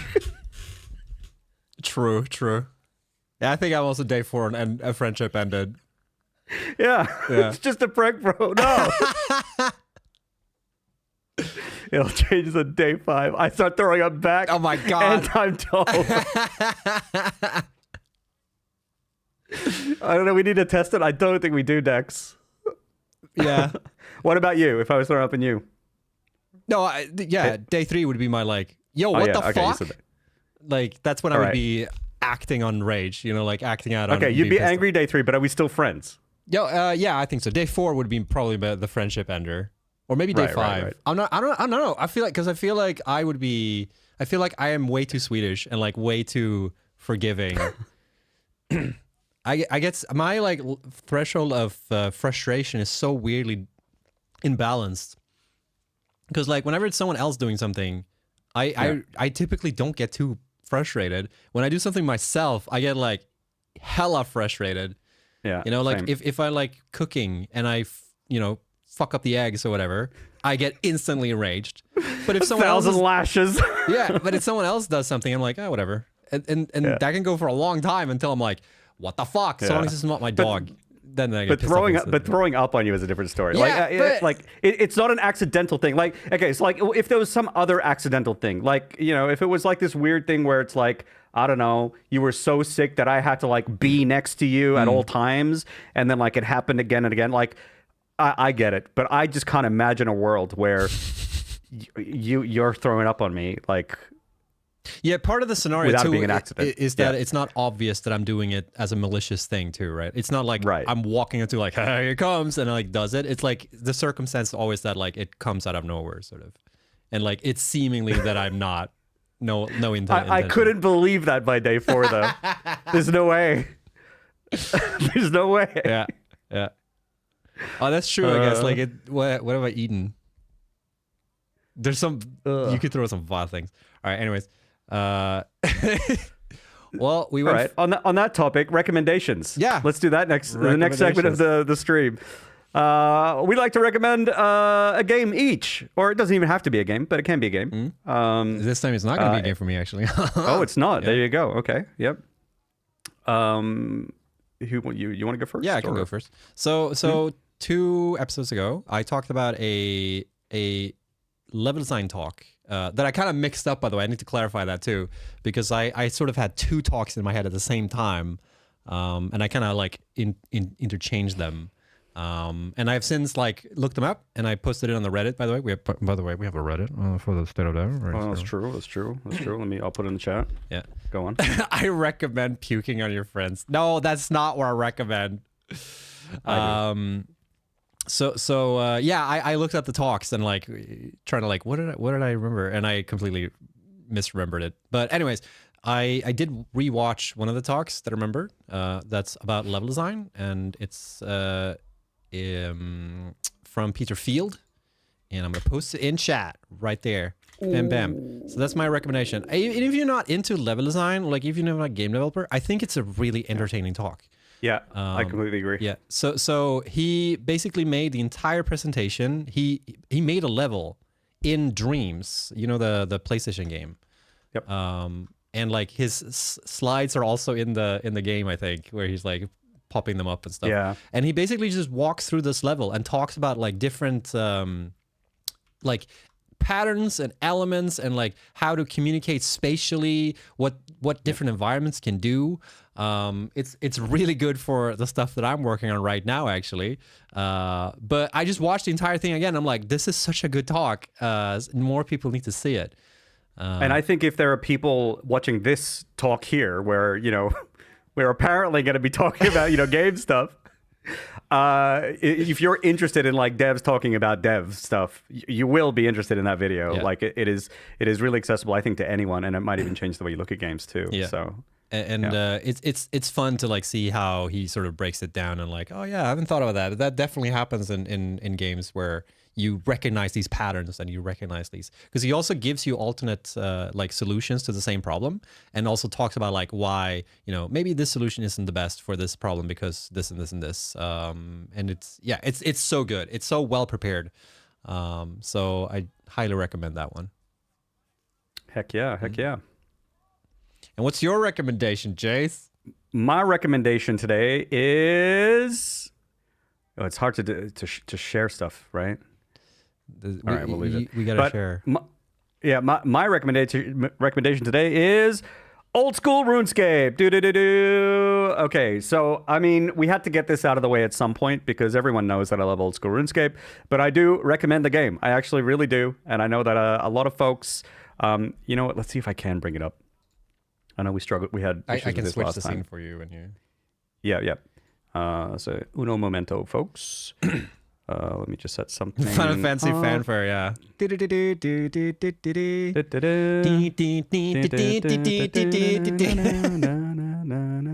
Lives rent free in my head. Yo, can we talk about that too? We took way too long before we talked about Final Fantasy on this stream. We'll have a whole month dedicated to it. I think today is the first time actually where we talk about Final Fantasy. No. Yeah, I think actually. Someone go back and check the VODs. Yeah. Oh wait, maybe I switched too soon. All right, where are we? Have we switched? Yep. So this is RuneScape. Great. All right. So looks great. Okay. No, there we go. Yeah. So first of all, RuneScape. I think it's a game that has a lot of skills that you can do, and they all have different and interesting mechanics to them, and you can level them all up, and they interact with each other really interestingly. There's a whole bunch of quests that you can do as well. Let me just show how many quests there are. There's a lot. Look, there's a whole lot of quests, and they're all really interesting and fun too. They're not just get 5 bones. They like have interesting mechanics and custom mechanics and writing and stories and things like that as well.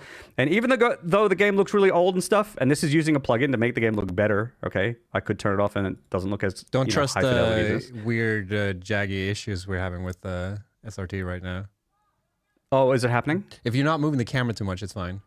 Okay, I'm gonna leave it like this. Okay. Actually, but is your GPU on fire right now? Can you just check like what your processors are looking at right now? sure. If it's like a SRT issue or if it's your computer's just like burning up.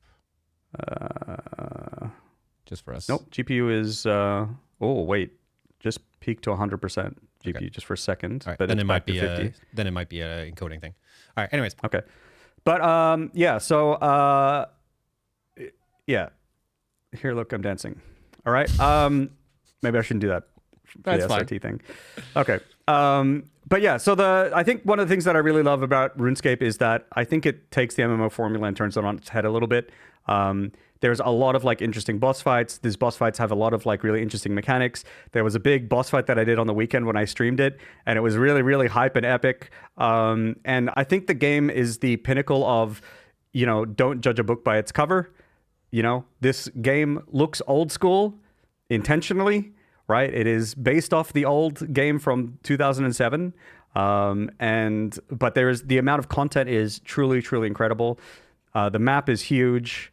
And there's a lot of things that you can do in the game. And I highly recommend to play. So, for example, this character is one that I've played for 3,700 hours. Okay. Okay. Yeah. So you could play a lot, and I'm not even remotely done. I also have some other characters that I play too. And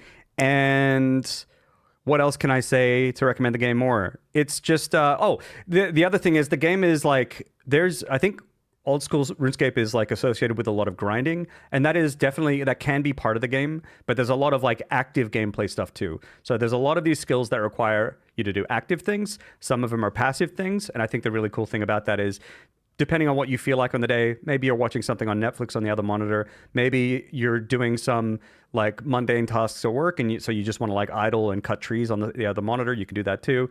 That's right. Jace is advocating for playing RuneScape while working. There's a lot of like different things that you can engage with in the game. It's not just a one-dimensional kind of game.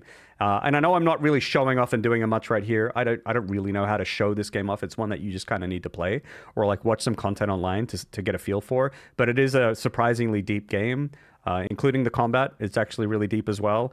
Yeah, so there you go. I recommend old school RuneScape. It is really, really, really good. And it's really not like other MMOs, which I think most of which follow a fairly similar formula. If you could have a Venn diagram of all the MMOs, this one wouldn't really overlap too much. So if you want something fresh, I would actually recommend trying it out. And also, there's a free version with a lot of content in it. So you can just dabble for free if you want. And if you're curious, you can watch it. Yeah, I think you're going to stream this afterward, right? I am going to stream this afterwards, and I'm going to be doing quests. So it's not like you need to know what's going on. I just finished a quest line, so whatever quest I end up doing, if you're interested in just seeing what it's like, seeing what interfacing with the quest is like, seeing what like combat or the gameplay is like, this is a great sort of like way to get into it. Maybe happy to answer any simple questions. Also happy to just talk about random shit. I'm really comfortable in this game, so we don't have to talk about RuneScape the whole time. But like, I think it's like if you want to learn more, feel free to join and ask questions. I'm always excited to talk about RuneScape with people. Yep. Who wouldn't be? Yep. All right, you can switch away. Let me know. All right, we're gone. Cool. So there you have it, folks. Hopefully you'll find some fun with those recommendations. Yep. We're at one of which is more productive than the other. One of those will make you a better person. The thing is, you could do both at the same time. True. Actually, you could chop trees while learning level design. That's kind of crazy. That's the real recommendation here. Multitask, which I am terrible at. But yeah, this next segment we just mostly hang out with you guys and chat with you guys. Yes. Answer any questions if you have anything you wanna ask us, like how many times it would take for me to throw up on Jace, for instance, before I get pissed off. Stuff like that, Very important questions. That's actually a good question. When do we continue the fast food simulator playthrough? Whenever, dude. Let's G it up. Yeah. When are you down? Let me know. I'm down pretty much. Actually, yeah. We should talk about that. Yeah. What about a post state of dev sesh? Yeah. One of these days. That could be pretty fun. Could be actually. good. Yeah. Yeah, I was a bit worried that like we had exhausted most of the content in that game, but we never got the drive-through. Or fries. Oh, that's true. We never got fries. We only made plain ass burgers. Yeah, because fries were level 15 for some reason. It's like, whoa. Yeah, no. You're just not ready for fries. Yeah, no, fries is we don't fuck around with fries. We'd love to hear you guys organize yourselves as solo devs. That's what I would like to know that too. Yeah, true. I don't really. What do you mean exactly though? Like in what sense? Do you mean like in like task management or what to pick to do and stuff like that? Yeah, like production wise, etc., etc. Because I talked about that last time, but I basically I draw planning for it. Yeah. So my planning right now is just I'm prototyping. I gotta make cool stuff fun, and I gotta keep the momentum up. That's basically how I'm planning things. So like when I'm making decisions right now, which I've been failing a bit, is like, am I working on something that is gonna keep the momentum going of me developing this thing? And right now, I feel like I've not asked that question enough. And now I need to get back to it. In my case in particular, I already know basically what I'm making. There's probably going to be more things that I will need to figure out along the way, but I largely have a direction to begin with. So it's just more about me picking like, well, what are the things that I'm working on now, and then I just kind of work on it. And as for actual planning stuff, as Pinoy says, I think we talked about this last week or something, but like I just use Notepad. I just write down what are the immediate things in front of me, and I just do that. That's not a great way to get like a long-term picture of how things are going, but I can't comprehend that anyway, so I just I just don't. That's too stressful, so I'm just coping. Yeah, right now I'm just writing down all the ideas that I have. I just like write them down loosely and just basically put them all in one big mind map or like a big mood board, whatever. Like just put it somewhere. I don't really care about the organization part of it. I just want ideas down so I can like pin them together later when I'm more in production mode. Because right now I'm just like experimenting and doing stuff. And I think it's dangerous to like be too production minded in my case right now, where I'm just like still trying to figure out what the game is. When you know what the game is, then you should definitely be like, okay, now we're doing this, and like this should take roughly this long time ish, I guess, and like, you know, be more production oriented. But I mean, the thing is, like, whenever I talk to like people who are into project management, or I mean, I should be too because I have a bit of an education in it, but like, I feel like a lot of times it always boils down to like, what is it that works for you and your team or like your group of people or whatever? Like, I don't think all processes work for everyone. And I think it's important to have just a genuine like loop of feedbacking to yourselves and like what's working, what's not working, what are we working on? Like break it down, like what is it you need to do? And just like figure out what works. Deadlines, deadlines is tricky. I try to avoid deadlines right now because it's a lot. It's like an additional like pressure that I don't really need right now. I think I said to myself way back that like I want to work on this game for half a year, which means that I can't make any game. And now that I sort of know what game I want to make, I know that half a year is not possible whatsoever. So right now I'm just like I'm kind of just vibing a little bit with that stuff. Yeah. I'm kind of the same too, because like how long I can work on my game is highly dependent on a bunch of different things. So like it's largely whatever income I make is part of it. So that can come from the content creation that I do, but also the work that I do, the part-time work that I do. So like those kind of things keep stretching out how much time I have, and then so I sort of just noodle on the game at the same time. To me, again, like I've talked about this before, but the actual finished product of the game and releasing it is not the motivator for me. The thing that's interesting to me more than anything is trying to find a place, like a lifestyle that I just enjoy for some period of time, and then if that ends up changing in the future. And if my game doesn't finish, like, it is what it is, but like, it's what I'm striving for. So that's what's the interesting thing for me. And it's also another reason why, like, to me, a deadline isn't that practical, because I think I'd just be putting some pressure on myself where I don't, like, that's just not the goal for me right now. Because I feel the But same. it could be for someone else. It could be for someone else. Yeah. Right? Because It's just me. Yeah. Because I can feel the same way. Like it's for me, it's more I want to get in a good groove of a process that I enjoy and enjoy making games. And like the goal is obviously that I do want to release my game, but if I end up being in a situation where I can't, I'll still like appreciate this time, because this was a time that I said I want to devote myself and just figure out if I can do this or not.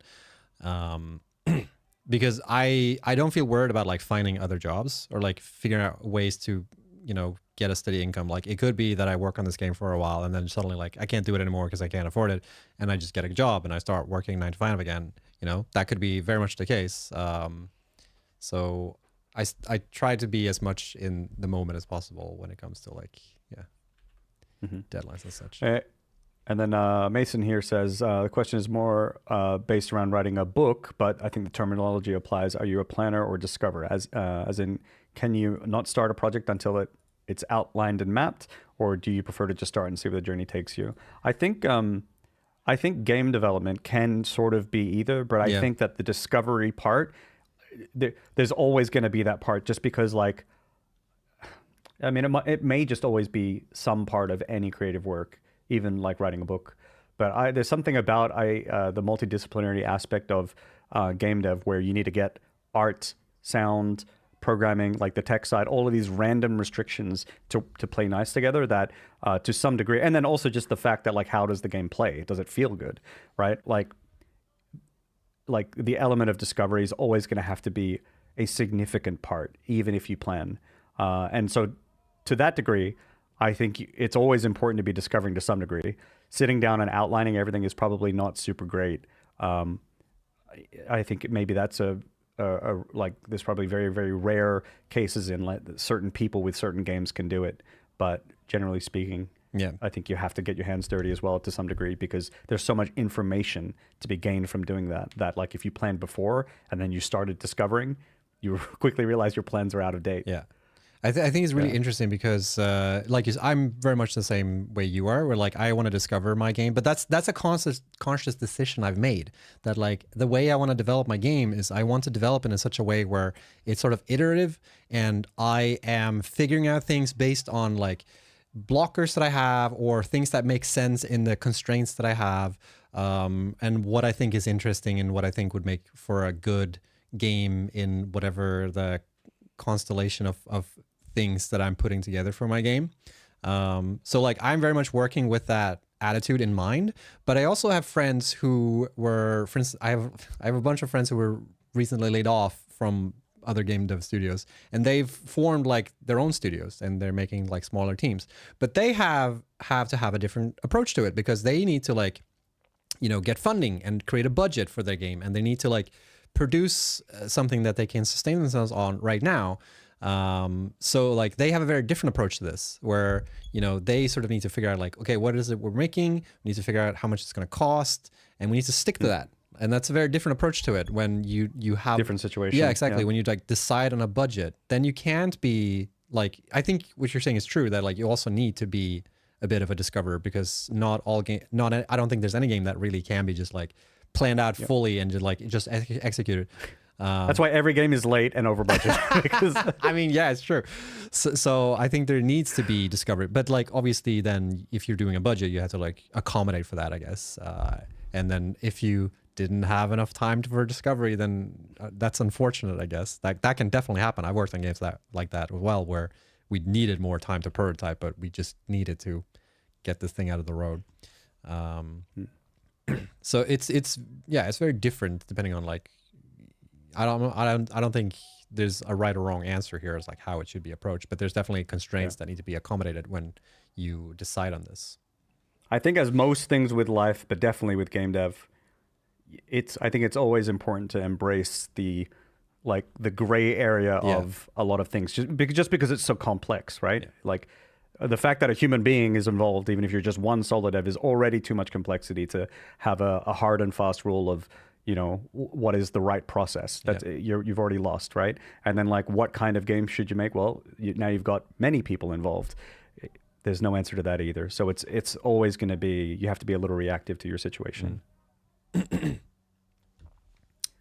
There's a question here from Gerald. What are your thoughts of using AI for game dev? So I think there's two parts to this, right? One could be, you could use AI for tools or programming, and then like AI could be for content, right? So what are your thoughts on, I guess, either of those? Well, first of all, like AI is such a broad term, so like we might need to just narrow down like specifically what we mean here, but because AI is like all these different, it's like a umbrella term, right? It's like, because you can add LLMs into it, you can add like linguistic models and blah blah blah. My general stance is that like when it comes to generative AI, I typically don't really condone it because of the whole ethical part of it. I don't really care so much about the whole like content creation of it. I just care about the whole like, where is it training its data on? And I don't think I know of any generative AI that's trained on a model that was like ethically collected data. That were like, artists were, yep, you can take my art and just make models from it. I think that whole part has been kind of scummy. I don't think so much the generative part of it is bad. I think there's definitely cases where you can use generative AI. For instance, if you train the model yourself, like if you make your own art and then say like, I want to take this art that I made and I want to like just put it in my pipeline and make it seamless for me to be able to continue creating that. I don't have anything against that. But it's just like where you're getting the data from, basically. So that's like one part of it. The other part is just like the lookup thing. I feel like there's like, I use AI sometimes to like look up stuff, because I feel like one instance that I find it really useful is when it has to do with Unreal Engine documentation, because the Unreal Engine documentation is kind of piss poor. It's kind of lacking. I'm not gonna lie. This is also like due to the fact that Unreal, like Epic's approach to this is also that they have a little bit of a walled garden with how they approach like documentation and like troubleshooting, because they have like the community-based documentation and stuff, which is what you get when you Google stuff and their public documentation, all that stuff, which is sometimes really out of date. But they also have UDN, which is Unreal Development Network, and you have to pay to be in there. And when you're paying for it, obviously you get help from the Epic people, but it's so obvious that they're focusing on UDN because it's profitable for them to do it there. And that service is like something that is worth the money, I would say. But now that I'm not working at a big studio anymore and can't really afford to pay for UDN, it kind of sucks. But it's been really good to like just ask Copilot or whatever that like, hey, how does this thing work again? Like if I want to do this in Unreal Engine, how do I go about doing it? And then it could like give me a pointer. Sometimes it's good and sometimes it doesn't quite work out. But I think a lot of it is based on the fact that like the AI can like look over the engine code. And like, if I want to ask something specific about engine code, it's easier to look it up than to read the actual engine code. So I think that's really useful. But then that also goes a little bit like, how did they train that? I guess Unreal Engine is open source, but I still don't fully know like how the ethical part of the training model has worked out. So, but that's mainly how I use it, at least. What's your stance? I'm generally against it in pretty much like every context, I would sort of say. That's not to say it literally every context. There are some areas where I can kind of see that it's okay. Like I'm not necessarily against like if programmers use it to help them write some stuff here and there when they already know what they're doing and they're just trying to get some stuff done quicker. That I don't mind too much, but like generally speaking, for myself, I don't really like it. Even things with like AI to help you understand a code base or something like that, I would just prefer to try and interface with that code base myself so I can get to know it better. That's just sort of like how I would like to do it. Not only that, but I've sort of also talked about before, like how if I'm programming, I don't really want an AI to write my code for me because this is the thing that I love doing. I like to write my own code. And even the times where I'm doing boring, mundane stuff, to me, it feels practical and it feels good. It also feels it's one of the, there's peaks and valleys to programming. It's one of the valleys, one of the low points where I can chill a little more. But it also helps me keep in touch with my code a little more, catch little mistakes here and there. So generally speaking, I just I don't really want to use it. I don't really like it. I don't really like that it could potentially do the part of my job that is the most interesting to me, but then like not as good as I could. And if it does make mistakes, it's going to be harder for me to learn from it if something else is doing it.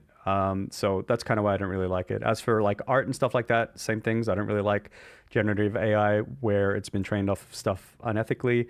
But then even if we were to remove all of those arguments and it was like, what if there was this perfectly ethical AI that created art for a game?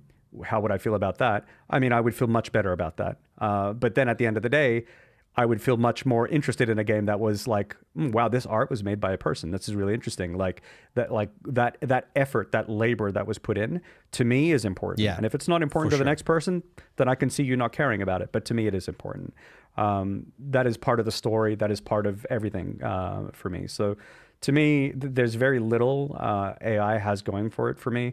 I'm not, when it comes to programming, I don't look down my nose at anyone who uses AI for programming, especially if they already know what they're doing, right? But they use it as a tool to help them do stuff better, assuming it does actually help them do stuff better. There've been studies showing that it doesn't actually do that for some folks, but that's, we don't really know. Thank you very much, 100 bits, Gerald. So where was I? It was I don't look down my nose at folks who use it. I think it can be really problematic where there's folks who, if you're still learning programming and you lean on AI a bit much, I think that can be a crutch and that just might end up being worse for you in the end. But hey, if it's not, then, forget what I just said, who cares? But I definitely don't see how AI giving you questionable results is going to be a good thing for new people or people who are learning. I just think it's always better to just, get more in touch with it. But yeah, I don't know. I think that there are edge cases. I'm giving a pretty black and white answer because I feel black and white about it. But if I access my logic brain, I completely, understand that there are edge cases to this, right? Like, of course there are. But that's how I sort of feel about it. And so I just generally don't use it. Yeah. I think it's very valid to feel that way because it's the thing with AI is that the discussion is a bit tainted as well with the fact that it's the next thing that's like revolutionary, right?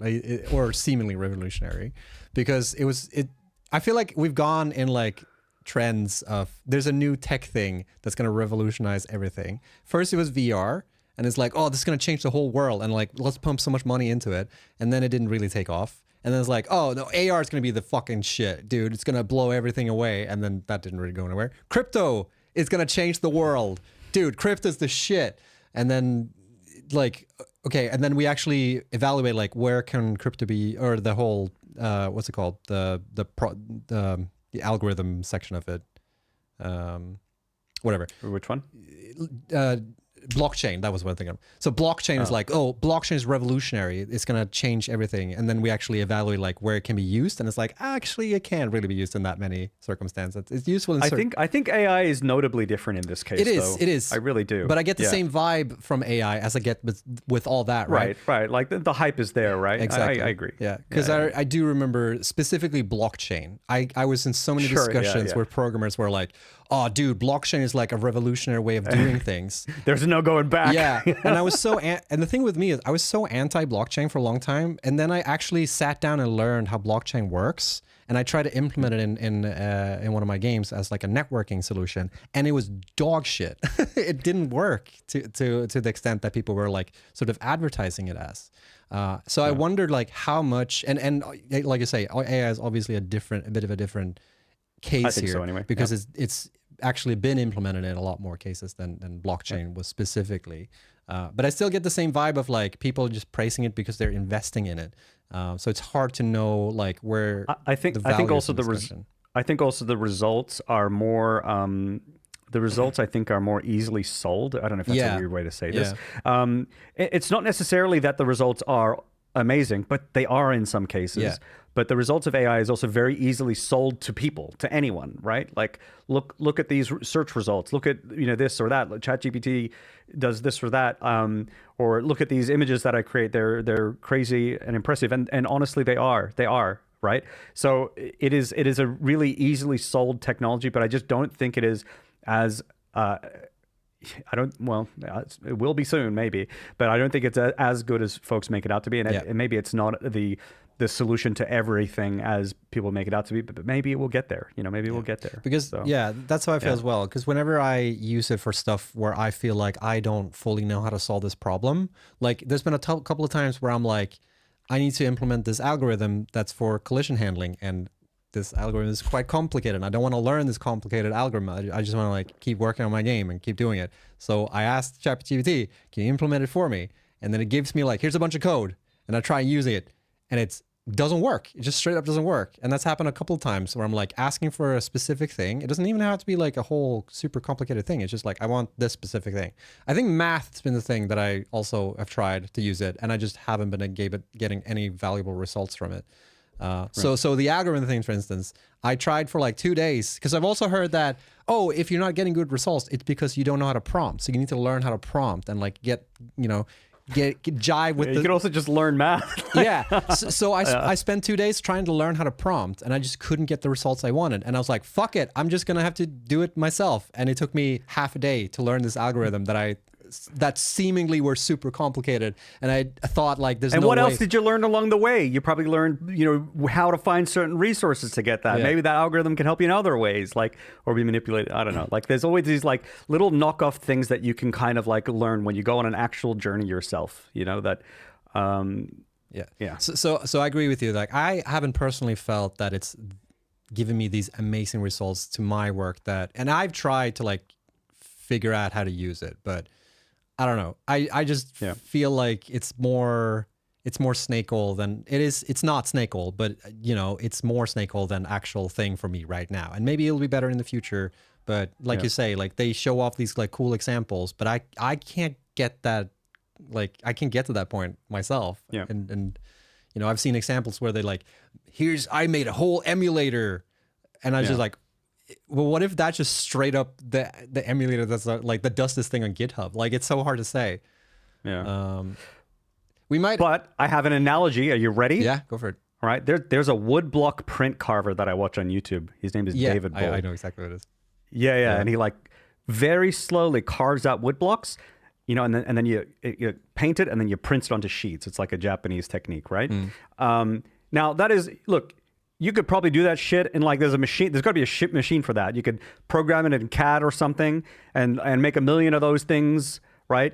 Actually, come to think of it, you can print stuff with a print machine on paper. We already have that, right? But like so if the goal was to have the result of a bajillion prints, for a cost-effective thing, then there's no reason for this art form anymore. And in many ways, that is kind of the case, and that art form is sort of slowly dying out. Maybe David Bull will help revive it. There's still people going on. That industry does still exist. But at the end, the point is, if we went to him and said like, but look, I've got a printer for you, and then you don't have to worry about this anymore, right? First of all, his work's value, his work wouldn't even really exist anymore, right? Like, because that value of him laboring over the work is gone, right? And the second thing is like, how would he ever enjoy that? Like, he trained to do this art form, right? And that's what he likes to do. That's what he's passionate about. And no fancy printer is going to replicate that experience for him. So it's not always about the result of having color on paper. It's what color on what paper, and who made it, and what was the people are buying that. People are interested in that. I'm interested in that. Yeah. I went to his shop and bought prints from him. So like, and to me, it's the same thing with AI and creating games or creating art or whatever. Even if you can get a better result, even if you can get results for a better price, if all you care about is that, then your problem is solved. good for you. Yeah. But if you're an artist or a creative person who wants to make stuff, this is not useful, in my opinion. Yeah. There's no value in this. Exactly. The thing you're talking about here is I think in sales it's called perceived value, where when you're given a product or a service or whatever, and you don't understand like what goes into being able to like provide that service, you're gonna not perceive the same value for it as when you know, right? So when you know that, like, if you just see the woodblock in a store or whatever, you're like, oh, it's a woodblock, it's cool. But when you actually see the guy doing it, and when you see like how much effort goes into creating this like small little thing, suddenly the value for the thing just like shoots out of the sky. And I think that's true for a lot of stuff. Stuff when you don't understand how things are made, and like suddenly you learn like, oh shit, there's so much effort that goes into it. It's that story behind it, right? Yeah. And when you know that, like, oh, to make this image, you type in 5 words and it spits, the computer spits it out. It's impressive. Like the generative part of it is impressive, but the fact that someone just put in the prompt and then this is what created, that doesn't give you that perceived value as when somebody spent like a month or a year creating that picture, you know, from but even the generative part being impressive is already wearing off, right? Because now we're getting desensitized to the fact that you can generate that stuff. So that part is going to go away. You know, like the new video stuff that's come out. I can't remember who launched their video tech. I can't remember. It was a few months back. It was very impressive. Very impressive. But like that's going to become the new normal. And then it's not going to be impressive anymore. Yeah, and I still think we see patterns with it as well. Yeah. So like because people, you know how people can like spot AI pictures, like we can see the patterns happening all over the place. Yeah. So like I don't think that's going to go away necessarily. I think we'll see different patterns, but we'll always have this like, is this AI? I don't know how I feel about it. Like I don't think that's going to go away, where people like sort of lose the perceived value when they question something being made by AI all the time. So, but we might talk more about AI. I feel like we're just scratching the surface on this stuff. Yeah, for sure. Because we have like a list of topics for, you know, that we want to discuss in future shows. Then we want to like research a little bit more for and things like that. And AI for like specifically, I think our topic thing says solo devs. Like, but what about in the context of solo devs where resources limited? You know, this could be a pretty interesting discussion too. So I think we're probably going to be touching on this again in the future. But you know, definitely interesting that it popped up now. Yeah, I was just waiting for it, honestly, because I feel like it's something that's constant. Like it's the hot topic, I guess. Yeah, always. I just want an AI to do my laundry. Like I don't care about making videos. I just want my laundry, like do the menial shit so I can do art, for fuck's sake.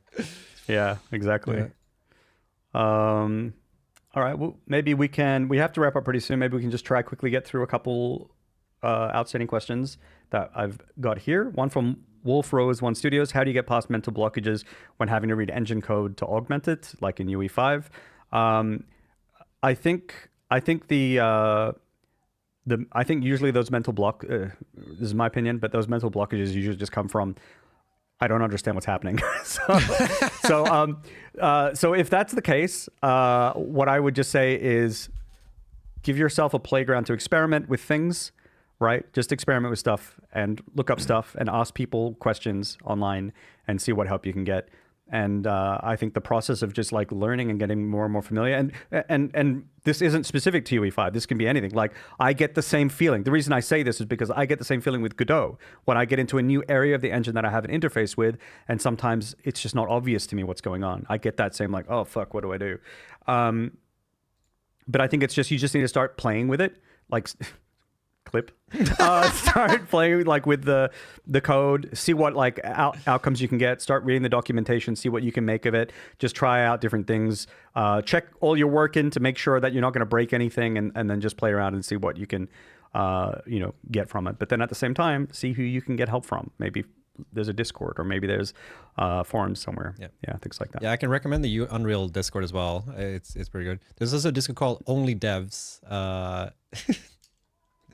That's also pretty good. It's like a smaller community, so they're a lot more like active with helping people, and they have like different sections. But I will say this too, just to quickly touch on what you talked about here. Like if you are running into situations where you're getting like blocked and you're like doing research and you still can't really get past the block, try and like figure out a way to work with that instead. And like, okay, I can't do this specific thing that I want to do for my game, but is there some way that I can work around it and like pivot my idea or pivot so that I can still keep going?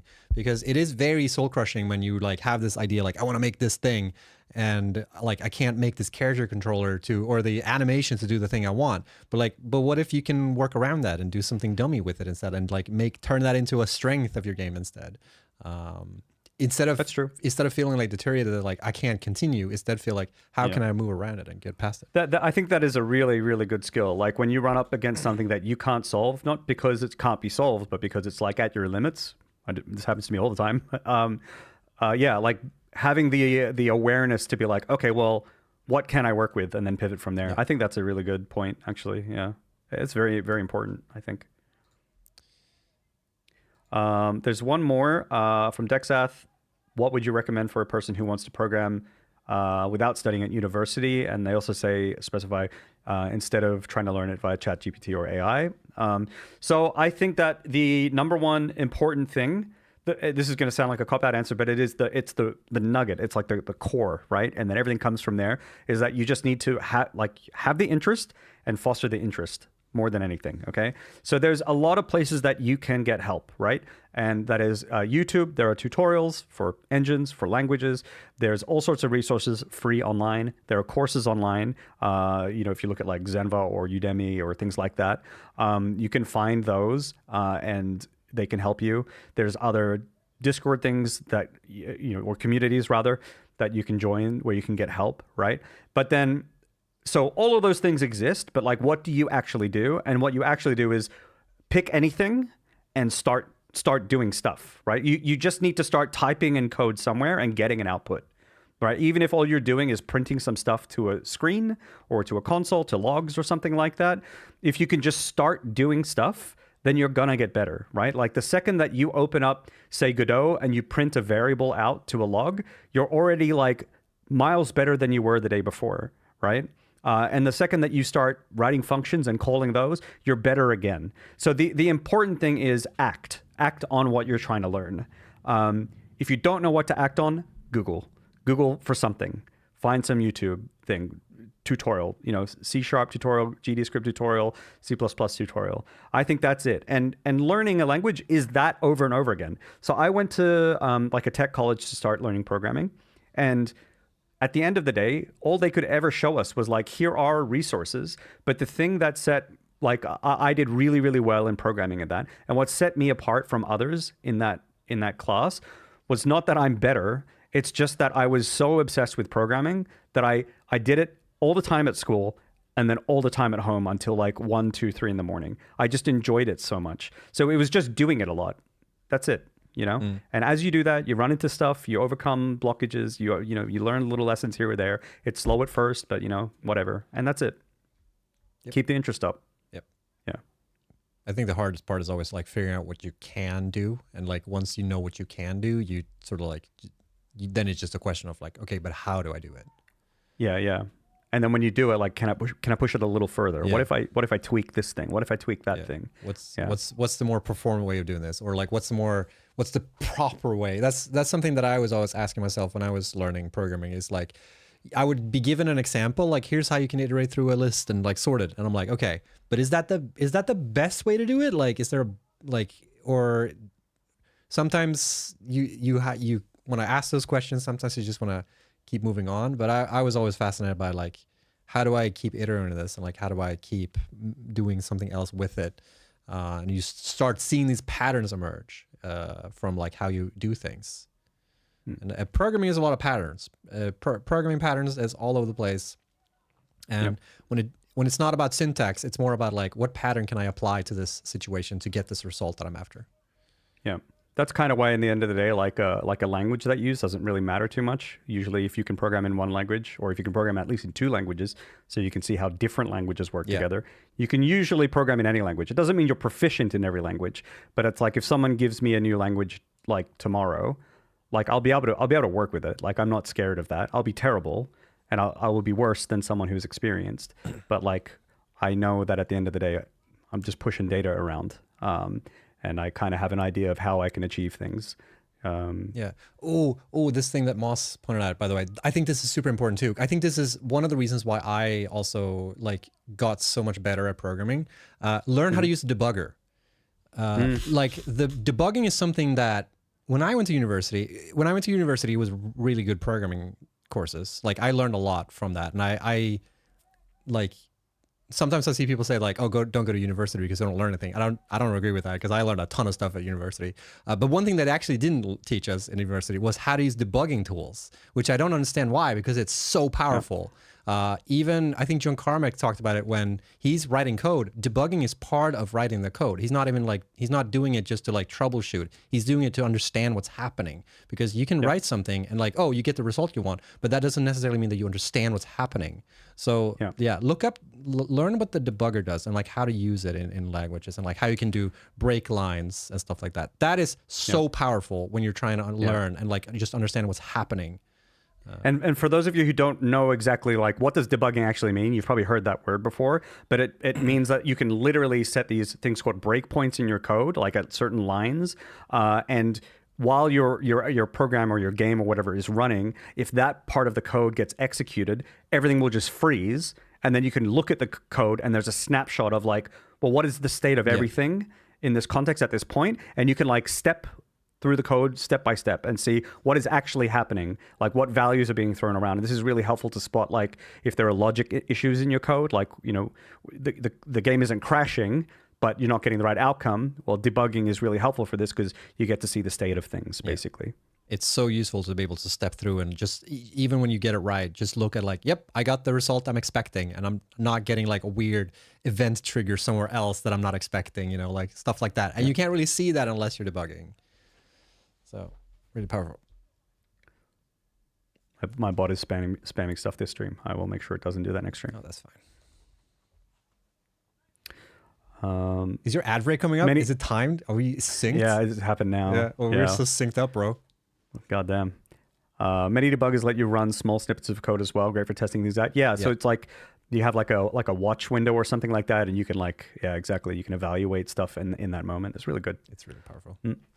Yeah. But I think if you're in the beginning, like if you don't know anything you can do to just write some code and get simple output is huge, because like, and also don't worry about like what language you're using. I think in the beginning, it just doesn't matter. Find a language you like, I think, is the important thing. Like if you try C# and you don't like C#, or if you try C++ and you like C++, like if that happens, that's one of the lifetime. But like if that's the case, then focus on those languages first. Yeah.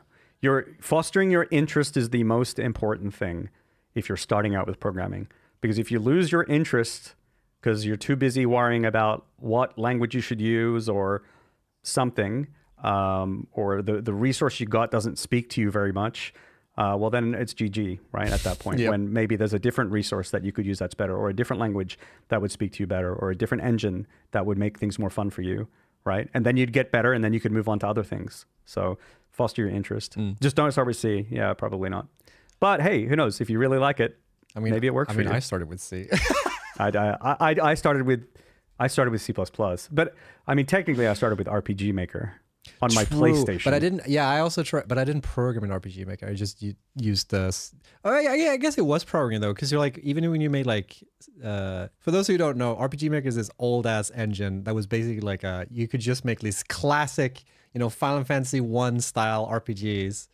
But you could like program sequences and stuff in it. It just wasn't programming. It was like sort of just scripting. Eventually they had it, right? So after a certain, I can't remember which one, but you could literally type in, I think it was Ruby they used. And there are RPG Maker games, like modern RPG Maker games, that really push the boundaries. In fact, One Shot that I recommended last week, I think it was, the Super Dank game, that was made in RPG Maker. Wait, really? Yep. Oh, that's so cool. I love when I hear like, oh, this is an RPG Maker. I'm like, holy shit, what? That's so cool. Yep. Let me fact check that. Jamie, bring that one up. Either the first version of it was, but I'm pretty sure. Assembly is the best language to start? Oh, yeah, definitely. Don't start with assembly. It was made in RPG Maker XP. XP is the best one. I stand firmly on that. It was released in 2005. That engine was... That's so funny. There you go. Yeah. So you could do a lot. Yep. And yeah, it used Ruby language. Mm. Yeah. Cool. Yeah. Cool. Shall we wrap it up? Wrap it up. Alrighty. Well, folks, hope you had a good time. It was really fun hanging out. I know I did. Yep.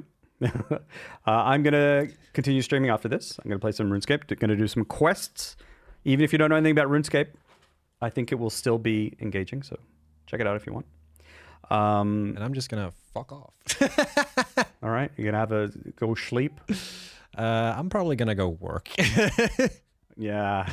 Or someone did ask earlier about like, how do you schedule vacation time? I take it when it makes sense. Yeah, that sounds really good. It's very hard. I have this guilt hanging over me all the time, though, that I need to work on my game.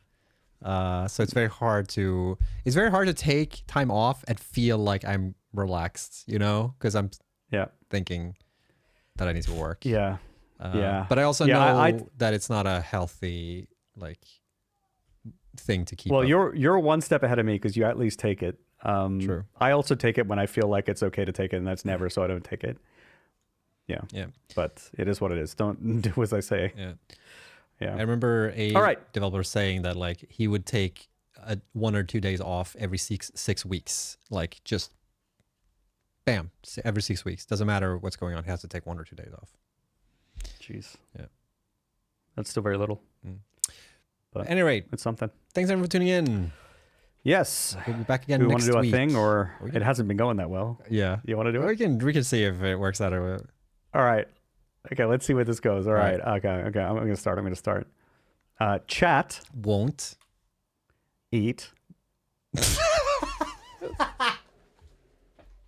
Sorry, there's like certain words now that I'm like programmed because I immediately went my ass. Yeah, exactly. Me too. Yeah. I'm there. And I'm like just ruined. All right. Well, that's it. Thanks for watching, everybody. Catch you later. Have a good one. Bye-bye. Bye.